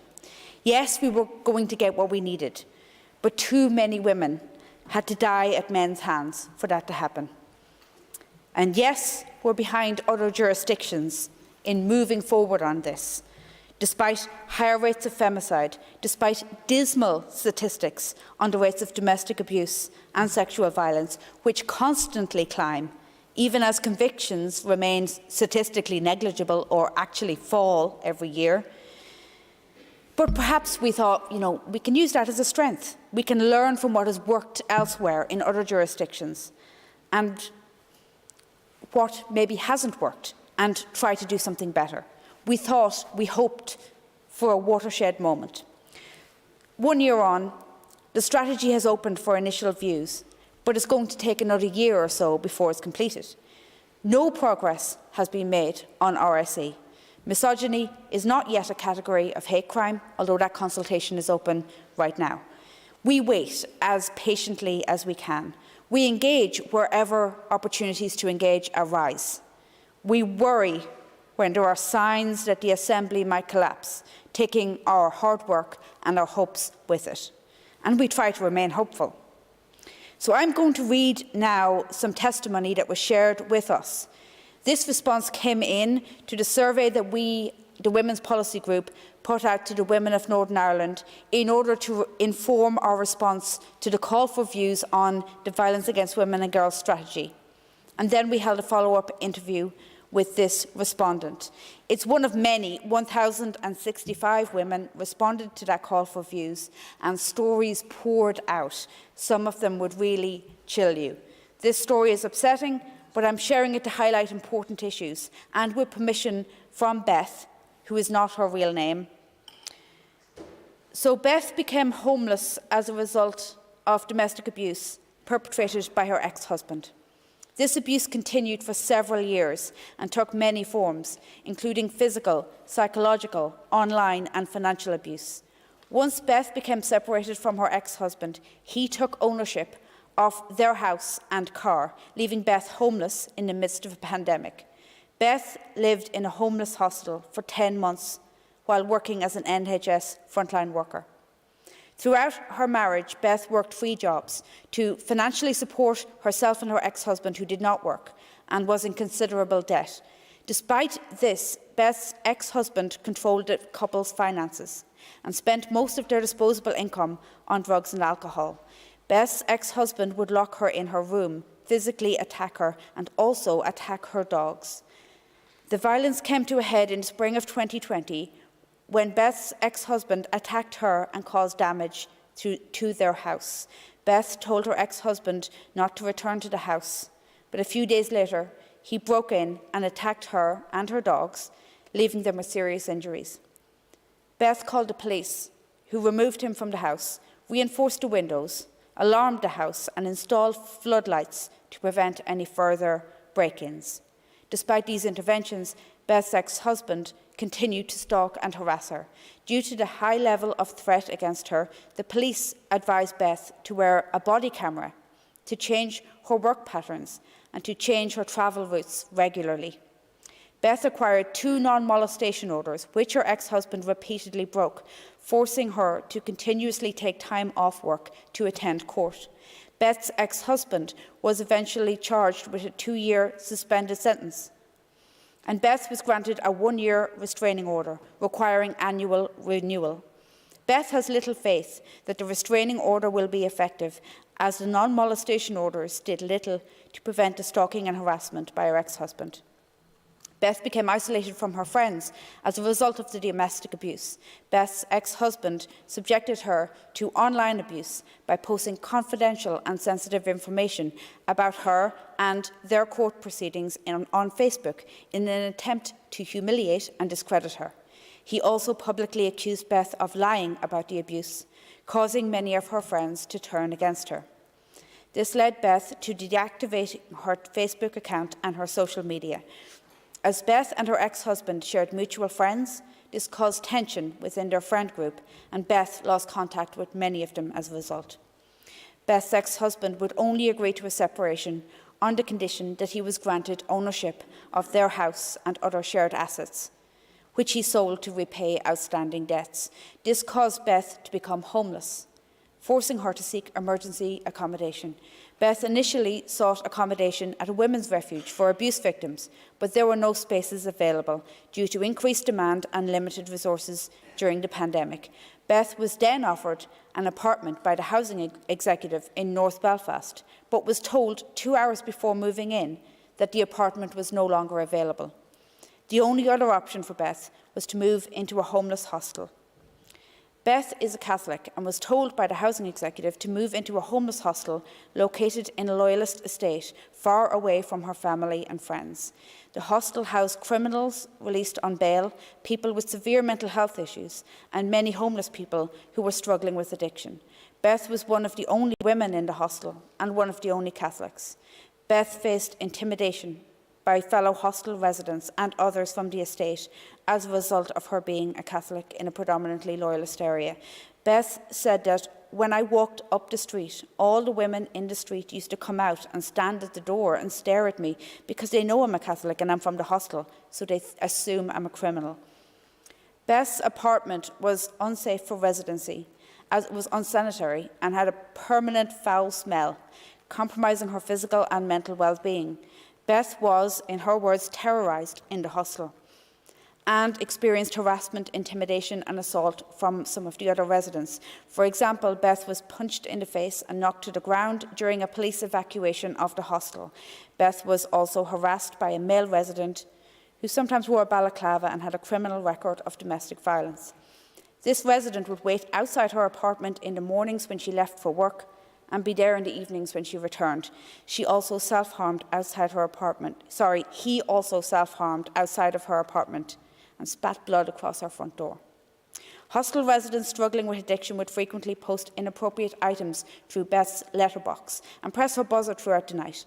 The hostel was regularly raided by police wearing riot gear, who would break into her apartment during the night searching for criminals. There were frequent stabbings and fights in the hostel, which meant that the police and ambulances were regularly called to the site. Beth could barely sleep throughout the night, despite having to wake at 6 a.m. for work every morning. Beth continued to work 2 jobs for the NHS throughout her time in the hostel, which meant that she was not entitled to free accommodation and had to pay £630 per month to live there. The domestic abuse that Beth experienced had long-term impacts on her employment, health, social life and finances. Once Beth left the hostel, she suffered from a breakdown which left her unable to work and in need of specialised mental health support. Before the abuse, Beth had never experienced mental health issues, but now she suffers from post-traumatic stress disorder and severe anxiety, causing her to have frequent nightmares and fear around leaving the house. Beth is currently on an 18-month waiting list to see a psychiatrist, and she takes sedation medication to manage her symptoms until she can get an appointment. Although she has left a homeless hostel, Beth is still homeless, and she is sofa surfing until she can find permanent accommodation. Beth's experiences point to the necessity of adequately funding women's refuges so that no survivor of domestic abuse is left homeless after leaving an abusive relationship. Beth felt that although she was a victim of abuse, she was being punished by public services for reporting it. Beth explained, "I was kind of getting punished for reporting him, getting punished for taking him to court, getting punished for being a frontline worker in the middle of COVID and having to go to a homeless hostel. Like, a lot of things could have changed. They could have done a lot of things differently." In terms of how public services deal with abuse victims, Beth believes there has to be a plan in place to keep women safe. There just needs to be more support.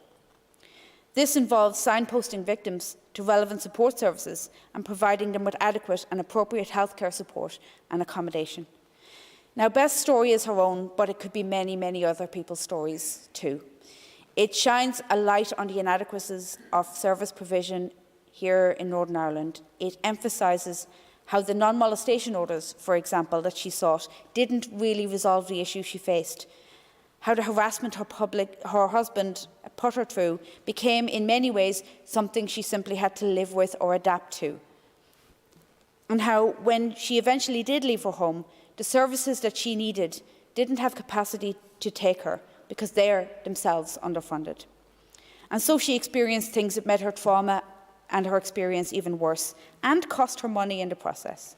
We owe Beth better than that, and we owe all the other Beths better than that. And we can and we must do better. Violence against women and girls will continue unless proper investment is made into preventing it, incidents are tackled robustly and with the appropriate laws to do so, and the needs of survivors are met. The pandemic made existing problems worse. That's how come we were so quick off the mark, producing a recovery plan. None of this was new, it was just exacerbated. When there are a wealth of recommendations in the Feminist Recovery Plan. They range from policy recommendations, suggestions for improved legislation, pleas for adequate investment. Many of them are directly related to issues around violence against women and girls, but they cover everything. All of us here today, and all of us who were involved in the Women's Policy Group who put the plan together, come from different backgrounds. We have different stories, we have different insights. But all of us are experts in this, either by trade or by experience or by both. It would be a great shame not to take that expertise on board. And as much as we are different, we're also similar in one key way. We share a vision for this place that serves its people first, especially those who have been left out and let down. A place that is built on a strong Bill of Rights with women at its centre and is ambitious for the women and girls who form the backbone of this place, not asking us to settle for scraps from anyone else's table. The contributors today highlighted that there is not a single policy area, not a single government department that does not impact on women. In fact, those government departments least likely to ask our views often are the ones that impact us the most. We feminists may have a reputation as complainers and maybe even troublemakers, but anybody who's taken a few moments to look at this plan can't deny that we are also best practice researchers, policy analysts, solution providers, and problem solvers. So thank you very much to this Assembly for supporting us today. Okay, Elaine. Thanks to Elaine. And we're coming now to the vote on the motion, which was moved and debated quite extensively. Thank you. And the question is that the motion standing on the order paper be agreed. All those in favour say aye. Aye. Contrary, no. The ayes have it. I think the ayes have it. That means time is up, members, and that concludes this session of the Women's Parliament. I'd just like to thank the Minister for Communities, Deirdre Hargey, for coming along this afternoon and attending and responding to the debate at length. It has been a pleasure for me personally to see in person the passion and the vigour with which the Women's Parliament is fighting for the issues which matter to women most across the North, in every community and in every sector, as has been highlighted. You have raised these matters in a heartfelt, forthright, robust and passionate manner indeed. Now, having listened to your concerns, it has highlighted how important it is for this Assembly to continue to engage the community that we represent and listen to and address your concerns, more importantly. Despite all of the challenges that there are, many which have been articulated, I congratulate and thank all of you for continuing to engage in the democratic process and being here this afternoon. So I congratulate everyone on the work that has been done through the Women's Parliament. Keep up that great work, and I wish you every success in the future. And it remains only for me to now say that we now move formally to close our proceedings in a normal way through an adjournment. The question is that the Women's Parliament do now adjourn. The Parliament is adjourned. Thank you all very, very much. Gordon Mila Magos.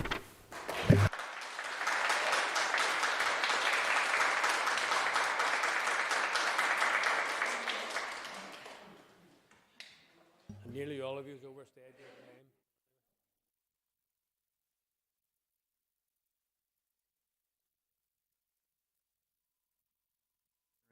Programme signed. This is the Northern Ireland Assembly plenary. Programme signed. This is the Northern Ireland Assembly plenary. Programme signed. This is the Northern Ireland Assembly plenary. Programme signed. This is the Northern Ireland Assembly plenary. Programme signed. This is the Northern Ireland Assembly plenary. Programme signed. This is the Northern Ireland Assembly plenary. Programme signed. This is the Northern Ireland Assembly plenary. Programme signed. This is the Northern Ireland Assembly plenary. Programme signed. This is the Northern Ireland Assembly plenary. Programme signed. This is the Northern Ireland Assembly plenary. Programme signed. This is the Northern Ireland Assembly plenary. Programme signed. This is the Northern Ireland Assembly plenary. Programme signed. This is the Northern Ireland Assembly plenary. Programme signed. This is the Northern Ireland Assembly Plenary. Programme signed. This is the Northern Ireland Assembly Plenary. Programme signed. This is the Northern Ireland Assembly Plenary. Programme signed. This is the Northern Ireland Assembly Plenary. Programme signed. This is the Northern Ireland Assembly Plenary. Programme signed. This is the Northern Ireland Assembly Plenary. Programme signed. This is the Northern Ireland Assembly Plenary. Programme signed. This is the Northern Ireland Assembly Plenary. Programme signed. This is the Northern Ireland Assembly Plenary. Programme signed.